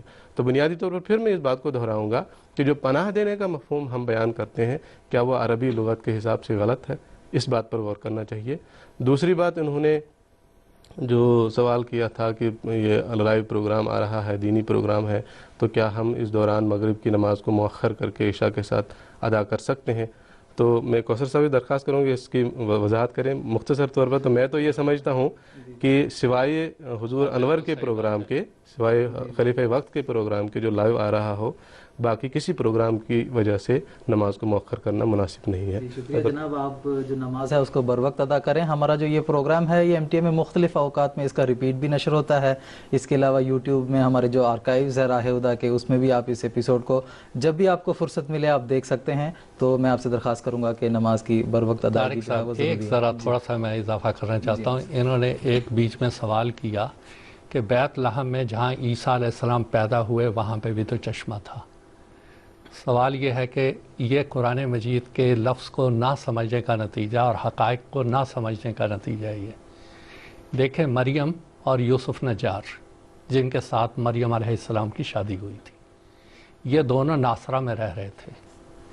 خود انجیل میں یہ لکھا ہے کہ پیدائش سے قبل یوسف نجار ان کو لے کے بیت لحم میں اس لیے آئے تھے کہ مردم شماری ہونے والی تھی اور یہ نام وہاں لکھوانا چاہتے تھے. اور یہ جس چشمے کی بات کر رہے ہیں وہ چشمہ تو میں نے خود دیکھا ہے. کیا ہے چشمہ؟ وہ تو ایک برائے نام چشمہ ہے. کجا وہ چشمہ اور کجا کشمیر کے چشمے. وہاں تو ان کے لیے کوئی ایسی مصیبت نہیں تھی جس کے لیے وہ پناہ تلاش کر رہے تھے. اچھا والا ٹھکانہ تو ان کا ناصرہ میں تھا اور مریم علیہ السلام وہاں رہ رہی تھیں. لیکن یہ ہے کہ کسی مصیبت کے بعد حضرت صلی اللہ علیہ وسلم جو خاص طور پہ اس کی وجہ بتائی ہے کہ آوا یاوی کہتے ہی یہ ہیں کہ مصیبت کے بعد جہاں پناہ لکھتے ہیں اس کو کہتے ہیں ماوا، اور جنت الماوا ہم اسی وجہ سے کہتے ہیں کہ وہ ایک عمدہ ٹھکانہ ہے. تو اصل میں اس سے پہلے تو کوئی تکلیف تو وہاں سے شروع ہوئی جب ان کو پکڑ کے صلیب کے اوپر لٹکا دیا گیا. اس کے بعد اللہ تعالیٰ نے ان کو پناہ دی اور اس میں آوا آوینہما وہ بتایا گیا. باقی جو آپ نے فرمایا بالکل صحیح ہے کہ حضور اید اللہ تعالیٰ بن سن عزیز کے پروگراموں کے علاوہ جو خاص طور پر خطبہ جمعہ ہے اس وقت نمازیں متاخر کی جا سکتی ہیں. باقی پروگرام ریپیٹ ہوتے رہتے ہیں، وہ اپنے وقت پہ سنیں لیکن نماز اپنے وقت پر ادا کریں، یہی زیادہ بہتر ہے. جزاکم اللہ حسن جزا. مکرم ڈاکٹر اعجاز صاحب ہیں جو سری نگر انڈیا سے اس وقت ہمارے ساتھ ٹیلی فون لائن پر موجود ہیں. السلام علیکم ورحمۃ اللہ ڈاکٹر اعجاز صاحب. السلام علیکم ورحمۃ اللہ. اعجاز صاحب آپ ٹیلی فون لائن پر موجود ہیں. السلام علیکم. وعلیکم السلام ورحمۃ اللہ وبرکاتہ. جی میں میرے ایک ساتھی ہے جو زیر تبلیغ ہے، ان کی طرف سے ایک سوال تھا جو ہم ڈسکس کرتے رہتے ہیں. وہ سوال یہ ہے کہ مختلف جو احکامات ہے قرآن شریف میں اس کی تفصیل جو ہے وہ حضور صلی اللہ علیہ وسلم کی احادیث سے ملتی ہے ہمیں. مثلا نماز ہے، روزہ ہے، زکوٰۃ ہے. اگر یہ بہت بڑا واقعہ غیر احمد کی طرف سے جو نکالتے ہیں مطلب اس آیت کا وما قتلوا وما صلبوا ولکن شبہ لہم، اس کی یہ مطلب نکالتے ہیں کہ عیسیٰ علیہ السلام جو ہے وہ آسمان پر چلے گئے ہیں، تو اس کی تفصیل پھر حضرت نے بتائی ہوگی. اگر بتائی ہے کہ کیا کوئی حدیث موجود ہے؟ میرے ایک ساتھی تھے جو میرے سے بات کر رہے تھے کچھ دن پہلے، میں نے ان سے یہی عرض کی تھی کہ آپ مجھے ایک حدیث دکھا دیں جس میں حضور صلی اللہ علیہ وسلم نے بتایا ہو کہ عیسیٰ علیہ السلام آسمان پہ گئے. تو کیا اس قسم کی کوئی حدیث موجود ہے؟ شکریہ جناب، جزاکم اللہ. میں محترم مولانا کو بات یہ ہے کہ ابھی میں بتا چکا ہوں کہ حضرت مسیح موعود علیہ الصلوۃ والسلام نے وضاحت کے ساتھ یہ بات بتا دی ہے کہ کہیں بھی کسی ضعیف سے ضعیف حدیث میں بھی آسمان کا لفظ نہیں ہے، سما کا لفظ نہیں ہے. اور اگر ہو تو مسیح علیہ السلام نے اس کے لیے 20,000 کا انعام مقرر کیا ہوا ہے. پچھلے 125 سال سے تو کوئی لینے آیا نہیں ہے. اگر کسی کے میں ہے ہمت تو دکھائے سما کا لفظ. پھر دوسرا، ابھی میں نے معراج کی حدیث پیش کی ہے کہ پہلے آسمان میں آدم علیہ السلام ہیں، دوسرے پہ حضرت یحییٰ اور عیسیٰ علیہ السلام ہیں، تیسرے پہ یوسف علیہ السلام ہے، چوتھے پہ ادریس علیہ السلام ہے، پانچویں پہ ہارون علیہ السلام ہے، چھٹے پہ موسیٰ علیہ السلام ہے، ساتویں پہ محمد مصطفیٰ صلی اللہ علیہ وسلم ہے. کس آسمان پر گئے؟ ارے حضور تو وہاں یحییٰ علیہ السلام کے ساتھ دیکھ رہے ہیں ان کو، تو دوسرے پہ ہی کیوں رہ گئے؟ تو آگے اوپر تک کیوں نہیں گئے پھر؟ تو یہ سارے فرسودہ باتیں ہیں. حدیث میں رسول کریم صلی اللہ علیہ وسلم نے واضح طور پہ بیان کر دیا. یہ جو حدیث کی بات کر رہے ہیں حضور صلی اللہ علیہ وسلم نے واضح طور پہ بیان فرما دیا، ان عیسیٰ عاش 20 و 100 و انی لا ارانی الا ذاہبا علی راس 60، کہ عیسیٰ علیہ السلام کی عمر 120 سال تھی اور میری عمر ان سے نصف 60 اور 63 سال ہوگی. اب اس سے واضح حدیث کیا ہو سکتی ہے؟ اگر اس کے مقابل پہ کوئی ایسی حدیث ہے تو بیان کریں یہ لوگ، ورنہ حضور صلی اللہ علیہ وسلم کی اتنی صاف، اتنی واضح 120 سال عمر بتائی جا رہی ہے، اور اس سے پہلے موسیٰ علیہ السلام کی بھی اتنی ہی تھی جیسا کہ تورات میں آتا ہے. تو جب اتنی واضح حدیث ہے اس کے بعد تو کوئی بات کی نہیں جا سکتی. جزاکم اللہ تعالیٰ عاصم جزا. اب ہم اپنے پروگرام کے اصل حصے کی طرف جائیں گے. محترم مولانا مجیب لون صاحب نے بڑی وضاحت کے ساتھ یہ تفصیل ناظرین کی خدمت میں پیش فرمائی ہے کہ جو بدھ مذہب ہے اور عیسائی مذہب ہے ان کی آپس میں کئی مشابہتیں ہیں. تو میرا محترم مولانا محمد حمید کوثر صاحب سے یہ سوال ہے، کیا بدھ مذہب کی کتب میں حضرت عیسیٰ علیہ السلام کی ہندوستان آمد کے حوالے سے کچھ باتیں بتائی گئی ہیں؟ اس تعلق سے کچھ تفصیل ہمارے ناظرین کی خدمت میں پیش کریں. بات یہ ہے کہ یہ بدھ مذہب کا قصہ کیوں آیا اور کہاں سے آیا اور کیوں آیا، یہ تھوڑی سی میں وضاحت کر دینا چاہتا ہوں. بدھ علیہ السلام جن کا نام سدھارتھ تھا جیسا کہ ابھی آپ نے سنا، عیسیٰ علیہ السلام سے 567 سال پہلے یہاں ہندوستان کے بارڈر پہ نیپال کپل وستو ایک جگہ ہے، وہاں یہ پیدا ہوئے جو انڈیا اور نیپال کے بیچ میں ہے. ایک راجہ خاندان سے تھے. بہرحال وہ ایک لمبی بات ہے. پھر انہوں نے عبادت کا رستہ اختیار کیا اور اللہ تعالیٰ نے ان کو نور سے نوازا جو بدھ مذہب کے نام سے مشہور ہے. ان کی تعلیمات جو تھی نرمی کی تعلیمات تھی. اس سے پہلے جو ہندو مذہب کی تعلیمات تھی، خاص طور پہ وہ جو 4 برہمن، ویش، کشتریہ اور شودر کا جو تصور تھا وہ بہت زیادہ عروج پا چکا ہوا تھا. یہ جب آئے تو انہوں نے مساوات کی، محبت کی تعلیم دی. اب اس کے بعد کیا ہوا؟ بات یہ ہوئی کہ اشوک جو تقریباً 250 سال قبل مسیح تھا، اس نے تلنگانہ کی جنگ تھی اور ایک بہت بڑی جنگ تھی، خون ریزی دیکھی، ایک دم ان کی کایا پلٹ گئی اور انہوں نے بدھ مذہب کو قبول کر لیا. نہ صرف قبول کر لیا، اس کے بہت بڑے پرچارک بن گئے. اور کیونکہ ان کی حکومت کے ماتحت تھا یہ سارا کشمیر جو ہمالیہ کا نیچے ترائی کا سارا علاقہ ہے، یہ انہی کی حکومت تھی. نیپال سے لے کے نیپال کے اس طرف انڈیا کی جتنی حکومت تھی ساری انہیں. سب سے زیادہ قبول کرنے والے یہ لوگ تھے جو کہ کشمیر کے اور اس طرف کے علاقے تھے جو ساتھ ساتھ لگتے ہوئے تھے. کیوں؟ اس کی وجہ کیا تھی؟ بنی اسرائیل کے اندر ایک مذہب کو قبول کرنے کا ایک رواج تھا، ایک رجحان تھا.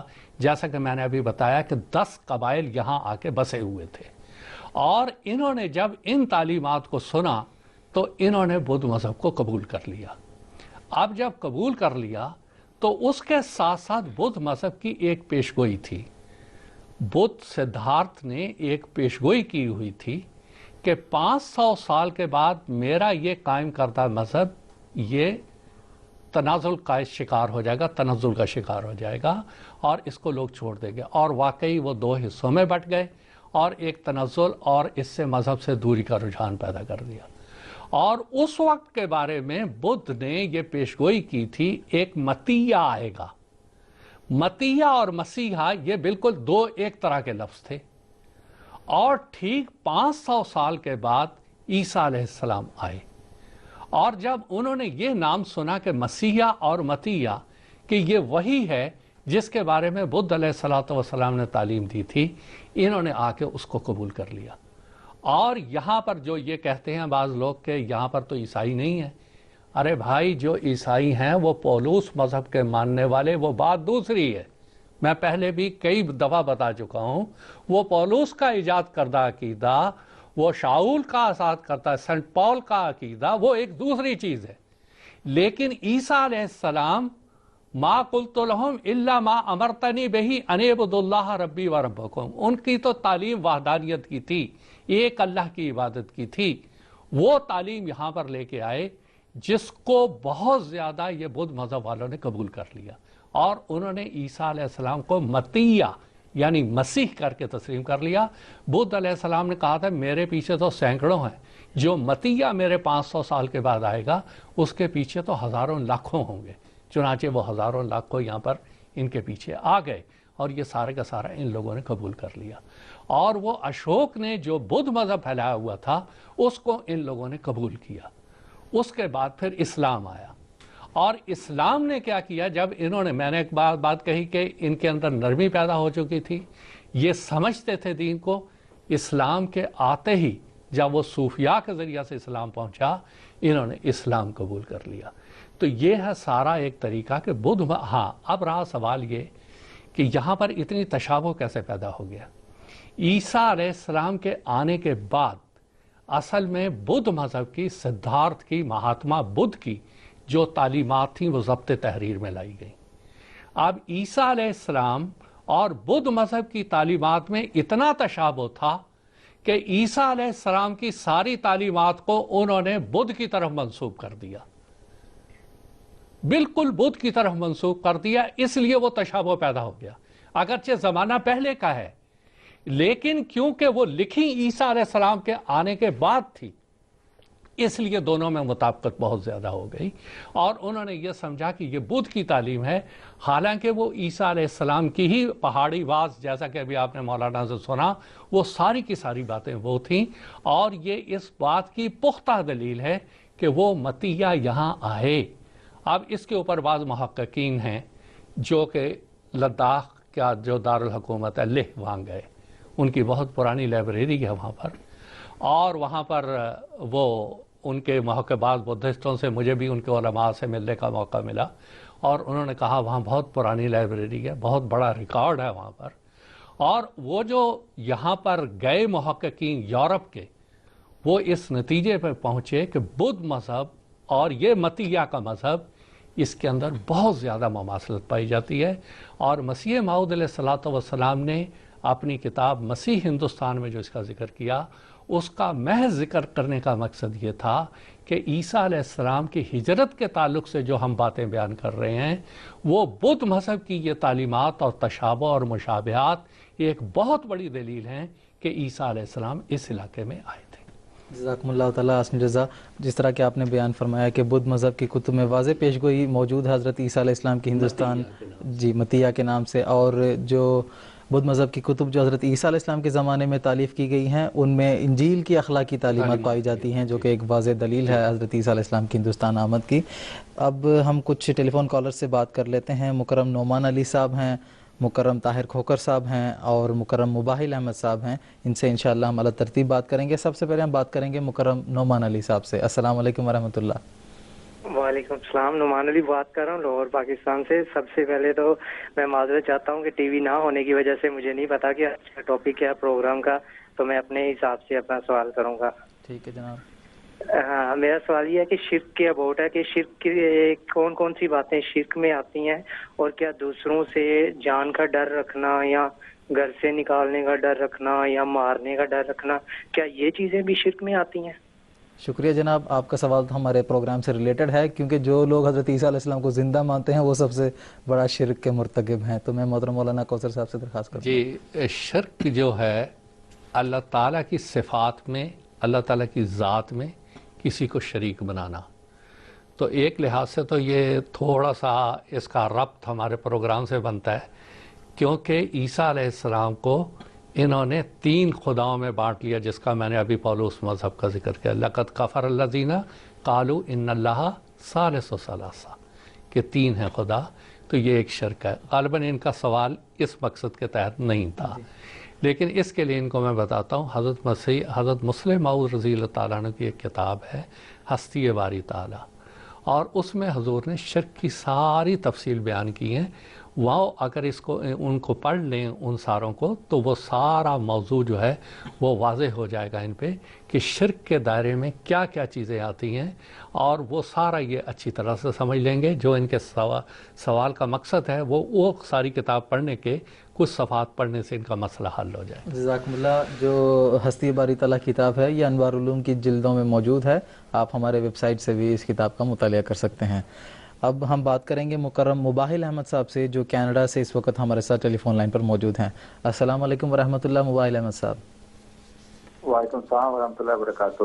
جی جناب، میرا سوال یہ ہے کہ حضرت ابھی مولانا صاحب بتا رہے تھے حضرت مسیح موعود علیہ السلام بہت تھوڑا عرصہ یروشلم میں رہے اور زیادہ حصہ اپنی زندگی کا انہوں نے کشمیر میں گزارا، تو یہ کیا وجہ ہے کہ کشمیر میں عیسائیوں کا اتنا نفوذ نہیں ہوا اور یروشلم میں سے ہی عیسائیت کا جو نفوذ ہے وہ آپ دیکھتے ہیں؟ اور یہ کیسے ممکن ہوا کہ کوئی بھی بندہ عیسائی نہ رہا ہو اس علاقے میں، جبکہ تھوڑا سا حضرت عیسیٰ کا عصر گزرا اور بہت سارے لوگوں نے ان کو ایکسپٹ کیا؟ ٹھیک ہے جناب، شکریہ۔ میں محترم مولانا عطا المجیب لون صاحب سے درخواست کروں گا کہ ان کو یہ جواب ابھی دیں۔ محترم کوثر صاحب نے اسی قسم کا ایک سوال پہلے پوچھا گیا تھا، تو بڑی تفصیل سے محترم کوثر صاحب نے جواب دیا تھا کہ حضرت عیسیٰ علیہ السلام کا بہت تھوڑا عرصہ یروشلم میں گزرا، بلکہ بعض کتب میں یہ بھی آتا ہے کہ 10 11 12 سال کے بعد سے لے کر 30 سال تک وہ زمانہ، چنانچہ نکولس نوٹووچ جو ایک مشہور سیاح گزرے ہیں، محقق گزرے ہیں، انہوں نے جب یہاں لیہ کی طرف وہ گئے اور انہوں نے وہاں بدھ مذہب کی کتب میں حضرت عیسیٰ علیہ السلام کی تعلیمات دیکھی، تو انہوں نے یہ نتیجہ بجائے اس کے کہ وہ یہ موقف بیان کرتے کہ صلیبی واقعے کے بعد وہ یہاں آئے ہیں، انہوں نے اپنی اس بات کو بیان کیا کہ چونکہ بائبل میں 12 سال سے لے کر 30 سال تک کی عمر کا کوئی ذکر نہیں آتا ہے، تو یہ عین ممکن ہے کہ یہ وہی زمانہ ہے جس میں حضرت عیسیٰ علیہ السلام مان لیا، تسلیم کیا ہے انہوں نے، نکولس نوٹووچ نے، کہ حضرت عیسیٰ علیہ السلام ان علاقوں میں آئے ضرور ہیں،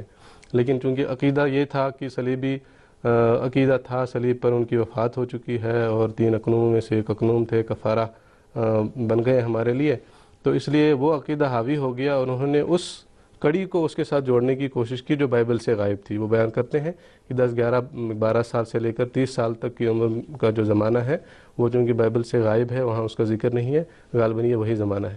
تو اگر اس زمانے کو بھی ہم نکال لیں تو کیا بچتا ہے جو یروشلم میں گزرا ہے؟ تو اور اس کے ساتھ ساتھ ایک بات میں یہ بھی عرض کرنا چاہوں گا کہ انجیل کا ذکر کر رہے ہیں کہ 4 انجیلیں ہیں جو وہاں یروشلم میں حواریوں نے بیان کی ہیں، اس کے علاوہ اور کچھ نہیں ہے۔ ایسا نہیں ہے، انجیلیں بہت ہیں، بہت بیسیوں کی تعداد میں انجیلیں ہیں، اور پھر ان کے اوپر بہت تحقیق کرنے کے بعد پھر انہوں نے یہ 4 اناجیل مرتب کر کے ان کو ایتھنٹک مانتے ہیں یہ لوگ، ورنہ انجیلیں بے شمار ہیں۔ اور انہی انجیلوں میں ایک ذکر آتا ہے حواری تھوما کی ایک انجیل کا، اعمال تھوما کے نام سے، اس میں بڑی تفصیل کے ساتھ حضرت عیسیٰ علیہ السلام کے سفر ہندوستان کا ذکر آتا ہے، تھوما حواری کا، چنانچہ وہ ہمارے پروگرام کا حصہ بھی ہے، ابھی اس کا ذکر بھی کریں گے انشاءاللہ اگر ٹائم ملا تو، تھوما حواری کے ہندوستان آنے کے تعلق سے، اور پھر حضرت عیسیٰ علیہ السلام کے ان کو احکام دینے کے تعلق سے اور ہندوستان جانے کے تعلق سے، تو یہ سارے واقعات موجود ہیں۔ ہاں یہ الگ بات ہے کہ انہوں نے ان اناجیل کو جو انہوں نے اپنے عقائد کے مطابق دیکھ لی ان کو تو ایتھنٹک مان لیا، اور جو اناجیل اس کے برخلاف باتیں بیان کرنی ہیں ان کو ایتھنٹک نہیں مانا گیا ہے۔ اور پھر جہاں تک تاریخی شواہد کا سوال ہے، محترم کوثر صاحب نے بڑی تفصیل سے ان کا ذکر کر دیا۔ جزاک اللہ تعالیٰ شکریہ۔ مکرم طاہر کھوکر صاحب ہیں پاکستان سے، بہت دیر سے ہمارے ساتھ رابطہ کرنے کی کوشش کر رہے ہیں، ان سے بھی بات کرتے ہیں۔ السلام علیکم ورحمۃ اللہ طاہر صاحب۔ وعلیکم السلام۔ آج کچھ نیٹ ہو رہی ہے تو اس لیے بار بار کال کر دیا، کیونکہ بہرحال ٹائم بہت کم رہ گیا، اور اہل ڈسکا کی طرف سے تمام اور دوستوں کو آپ کے پروگرام سے پہلے ایک پروگرام دکھا جس میں پاکستان کے ایک مذہبی ہیں وہ ڈاکٹر اسرار اللہ صاحب، تو وہ کہہ رہے ہیں اس میں کہ وقت میں حضرت مسیح موعود علیہ الصلوۃ والسلام جو ہیں وہ انہوں نے عیسائیوں کو شکست فاش دی اور علماء کی آنکھ کا تارا بن گئے۔ تو وہ ہم نے تو تھوڑا سا بتایا، لیکن جس طرح آپ بتا سکتے ہیں وہ تھوڑا سا، لیکن اب ٹائم ہے، جتنا ٹائم ہے اس میں تھوڑا سا وہ روشنی ڈال دیں کہ کیوں کس طرح شکست فاش اور علماء کی آنکھوں کا تارا کیوں بن گئے۔ جناب شکریہ، میں محترم مولانا کوثر صاحب سے درخواست کروں گا۔ بات یہ ہے کہ علماء کی آنکھ کا تارا بن گئے، وہ تو بڑی لمبی ایک تفصیل ہے، لیکن بہت اختصار سے بیان کرنے کی کوشش کرتا ہوں کہ حضرت مسیح موعود علیہ السلام کا جو زمانہ شروع ہوتا ہے اس وقت یہاں پر انگریزوں کی حکومت تھی، اور ان کا واحد مقصد یہ تھا کہ حکومت کے زیر سایہ یہاں پر پولوس مذہب کی اشاعت کی جائے، اور ان کو یہاں بہت زیادہ کامیابی ملی، کیونکہ مسلمان اپنے دین سے بہت زیادہ دور ہٹ چکے ہوئے تھے، اور بنیادی کمزوری مسلمانوں میں یہ آ چکی ہوئی تھی کہ یہ عیسیٰ علیہ السلام کے آنے کا انتظار کر رہے تھے۔ وہ عیسائی ان کو یہی سمجھاتے تھے جب عیسیٰ کے آنے کے بعد تم نے ان کو تسلیم کرنا ہے تو ابھی کیوں نہیں مان لیتے تم؟ اور اس کا مسلمانوں کے پاس جواب نہیں تھا، اور بڑی تیزی کے ساتھ مسلمان جو تھے وہ عیسائیت کے اندر داخل ہوتے چلے جا رہے تھے، حتیٰ کہ جو اس زمانے کے ان کے بڑے بڑے لیڈر تھے انہوں نے تو بعض نے یہاں تک کہنا شروع کیا کہ ہمیں ہندوستان سے حجاز کا راستہ صاف نظر آ رہا ہے اور وہاں صلیب کی للکار وہاں پر ہوگی۔ حضرت مسیح موعود علیہ السلام اس دور میں آئے جب کہ مسلمان علماء کے پاس کوئی جواب عیسائیوں کا نہیں تھا، اور ایک شکست کی حالت تھی اور احساس کمتری تھا، جو کہ اب جب حضرت مسیح صاحب نے، جیسے پچھلے ہم نے بات کی، فتح اسلام میں جب پہلی دفعہ اعلان کرنا تھا وفات مسیح کا، تو حضور کو یہ بھی خدشہ تھا پتہ نہیں کوئی یہ شائع بھی کرے گا کہ نہیں، حکومت پکڑ لے گی کہ نہیں، لیکن مسیح موعود علیہ السلام نے پھر جس طرح سے اس کا اعلان کیا اور برملا اعلان کیا، اور اس کی سب سے واضح مثال تھی وہ جنگ مقدس، وہ مباحثہ جو جنگ امرتسر میں لڑی گئی روحانی اور دینی طور پر، اس کو جنگ مقدس کہا گیا، 1893 کی بات ہے۔ اس کے بعد سے مسلمانوں نے یہ سمجھ لیا کہ ہمارا بھی کوئی سپہ سالار ہے، اور اس کا اعتراف نور محمد صاحب نقشبندی نے یہ کیا کہ پادری لیفرائے امریکہ سے بہت یورپ کی مدد لے کے یہاں آیا کہ سارے ہندوستان کو میں عیسائی بنا لوں گا، اور اس وقت مرزا غلام احمد صاحب قادیانی کھڑے ہوئے اور کہنے لگے جس مسیح کا تم انتظار کرتے ہو وہ تو فوت ہو چکا ہے، اور جس کے آنے کی خبر تھی وہ میں ہوں، اور وہ آگے اعتراف کرتے ہیں۔ اس طریق سے اس نے ہندوستان سے لے کے یورپ تک کے پادریوں کو شکست دی تھی۔ تو یہ وہ وجہ تھی، دلائل اسلام کی صداقت کے دلائل، قرآن مجید کے دلائل، جس نے کہ عیسائیت کو شکست پہ مجبور کر دیا، اور اس وجہ سے مسلمانوں نے ان کو قبول کرنا شروع کیا۔ یہ الگ بات ہے کہ یہ پھر مسلمان مولوی یہ پولوس مذہب سے متاثر ہو کر پھر یہ تعصب کے راستے پہ اور ضد بازی پہ چلے گئے، ورنہ حضرت مسیح علیہ السلام کی آمد بڑے واضح دلائل کے ساتھ تھی، اور قصر صلیب کا نظارہ ہندوستان کیا پوری دنیا دیکھ رہی تھی۔ جزاکم اللہ تعالیٰ عاصم رضا۔ ہمارا پروگرام کا آخری سوال ہے جو میں محترم مولانا اور مجیب لون صاحب سے پوچھنا چاہوں گا کہ آپ نے بھی جس طرح ابھی ذکر کیا ہے حوارہ تھوما کے حوالے سے، کہ جب بھی ہم سے یہ کہا جاتا ہے کہ حضرت عیسیٰ علیہ السلام ہندوستان تک کس طرح پہنچے ہیں، تو ہم ان کو یہ دلیل دیتے ہیں کہ حضرت تھوما حواری بھی تو ہندوستان آئے ہیں، تو یہ سفر کی مسافت طے کرنا کوئی بڑی بات نہیں ہے. تو میں آپ سے حواری تھوما کے تعلق سے کچھ تفصیل جاننا چاہوں گا اور کس طرح ان کی ہندوستان آمد سے حضرت مسیح ناصری علیہ السلام کی آمد میں روشنی پڑتی ہے. اس تعلق سے بھی کچھ تفصیل بتانے کی میں آپ سے درخواست کروں. تھوما حواری بڑے معروف حواری ہیں جن کو انگریزی میں تھامس کے نام سے اور توما کا نام بھی ان کا آتا ہے، بائبل میں توما کے نام سے بھی یہ معروف ہیں. اور یہ 12 حواریوں میں سے جو حضرت عیسیٰ علیہ السلام کے معروف 12 حواری تھے ان میں سے تھے یہ.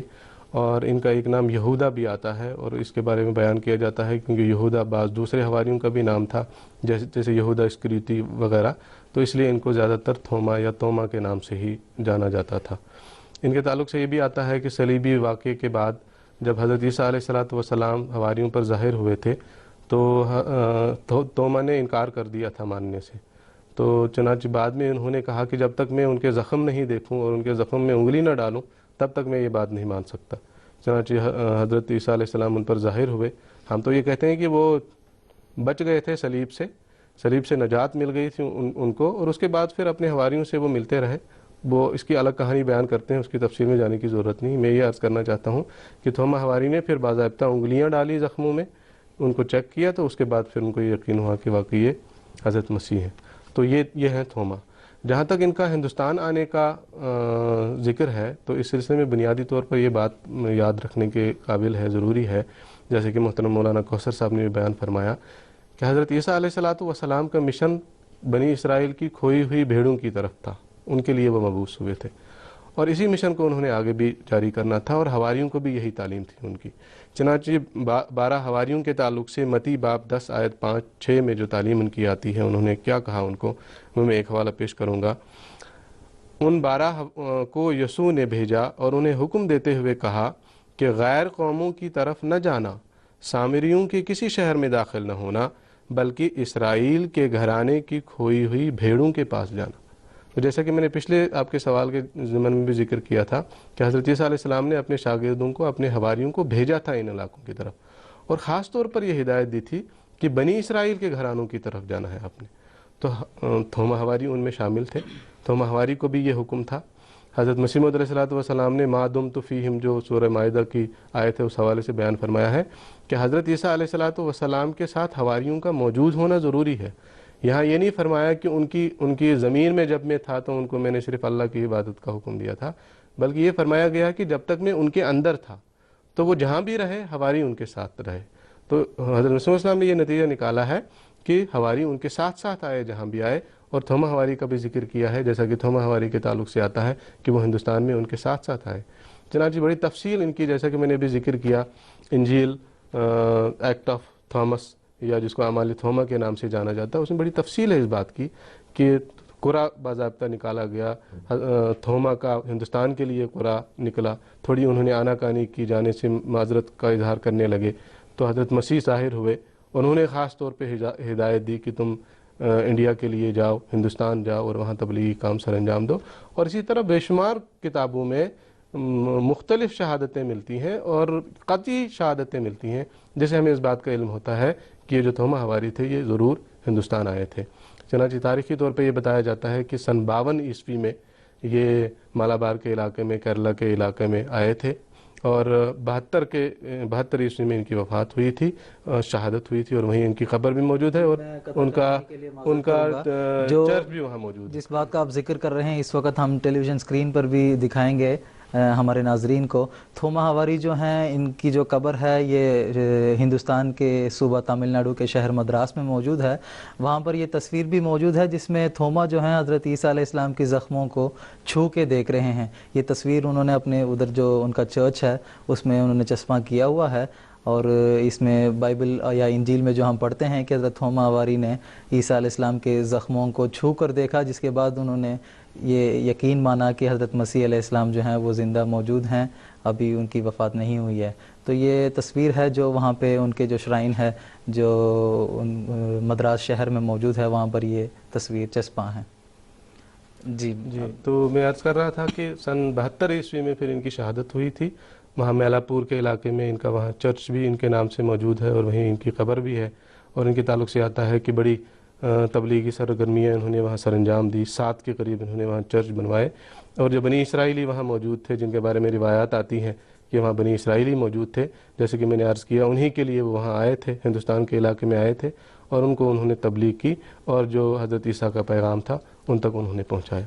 अब सवाल जैसा कि आपने किया कि उनके यहाँ हिंदुस्तान में आने के नतीजे में हज़रत ईसा के यहाँ आने के ताल्लुक़ से क्या रोशनी पड़ती है, तो रोशनी इस ताल्लुक़ से ये पड़ती है, सबसे बुनियादी बात तो ये कि हज़रत ईसा अलैहिस्सलातु वस्सलाम सलीब पर वफ़ात नहीं पाए थे। अगर सलीब पर वफ़ात पाते तो बाद में वो ज़ाहिर नहीं होते हवारियों पर। थोमा हवारी के ताल्लुक़ से भी जैसा कि मैंने अर्ज़ किया, थोमा हवारी को ख़ास तौर पे हिदायत देना कि हिंदुस्तान जाओ और वहाँ तबलीगी सरगर्मियाँ सर अंजाम दो, ये बताता है कि हज़रत ईसा अलैहिस्सलाम सलीबी वाक़ये से बच गए थे, उनको नजात मिली थी और फिर यहाँ हिंदुस्तान के इलाके में वो तशरीफ़ लाए थे। और दूसरी बात यह कि बनी इसराइल के लिए जाने के लिए उनको हिदायत हुई थी, और जब तक यहाँ बनी इसराइली मौजूद नहीं है तब तक उनके आने का कोई मतलब नहीं बनता। तो जब हिंदुस्तान के इलाके में मुख्तलिफ़ इलाकों में बनी इसराइली मौजूद है तब ही थोमा हवारी भी यहाँ आए और तब ही हज़रत ईसा अलैहिस्सलातु वस्सलाम भी यहाँ तशरीफ़ लाए, और इसी वजह से हज़रत ईसा अलैहिस्सलातु वस्सलाम ने इनको भी हिदायत की थी यहाँ आने की। वक्त कम है इसलिए मुख्तसर कर जी, जज़ाकुमुल्लाह। मैं आप दोनों उलमाए कराम का भी शुक्रिया अदा करता हूँ। इसी तरह हमारे टेलीफोन कॉलर्स का भी मैं बहुत ही मशकूर व ममनून हूँ। नाज़रीन, हमारे इस प्रोग्राम का खुलासा यही है कि हज़रत ईसा अलैहिस्सलातु वस्सलाम को अल्लाह ताला ने बनी इसराइल की हिदायत के लिए मबूस फरमाया और उन्होंने बनी इसराइल के गुमशुदा कबाइल को तलाश करते हुए हिंदुस्तान तक आके पहुँचे और यहाँ पर जो बनी इसराइल के कबाइल मौजूद थे उन तक उन्होंने पैगाम हक़ को पहुँचाया और इस तरह वो अपने फ़र्ज़ मनसबी और जो नबूवत के फ़राइज़ हैं उससे सबकदोश हुए। सैयदना हज़रत अक़दस मसीह मऊद अलैहिस्सलातु वस्सलाम का एक इक़्तिबास मैं आपकी खिदमत में पेश करता हूँ। हुज़ूर फरमाते हैं कि हज़रत मसीह अलैहिस्सलाम के इस सफ़र दूर दराज यानी हिंदुस्तान के सफ़र की इल्लत गाई यही थी कि वो उस फ़र्ज़ से सबकदोश हो जाएं जो तमाम इसराइली कौमों को तबलीग का फ़र्ज़ उनके ज़िम्मा था, जैसा कि वो इंजील में भी इस बात की तरफ इशारा भी कर चुके हैं। बस इस हालत में ये ताज्जुब की बात नहीं है कि वो हिंदुस्तान और कश्मीर में आए हों, बल्कि ताज्जुब इस बात में है कि बग़ैर अदा करने अपने फ़र्ज़ मनसबी के वो आसमान पर जा बैठे हों। मसीह हिंदुस्तान में रूहानी ख़ज़ाइन जिल्द 15 सफ़ा नंबर 107। नाज़रीन, इंशाअल्लाह हम अपने अगले प्रोग्राम में कब्र मसीह के हवाले से बाज़ जदीद तहकीकात आपकी खिदमत में पेश करेंगे। हमारा अगला प्रोग्राम मरखा 21 दिसंबर 2013 बरोज़ हफ्ता इंडियन टाइम के मुताबिक रात के 9:30 बजे और GMT के मुताबिक 1600 का दियान दारुल अमान से लाइव टेलीकास्ट किया जाएगा। तब तक के लिए आपसे इजाज़त चाहते हैं। अस्सलामु अलैकुम वरहमतुल्लाहि वबरकातुहू। के यही नूर खुदा पाओगे, लो तुम्हें तौर तसल्ली का बताया हमने। आओ लोगों के यही नूर खुदा पाओगे,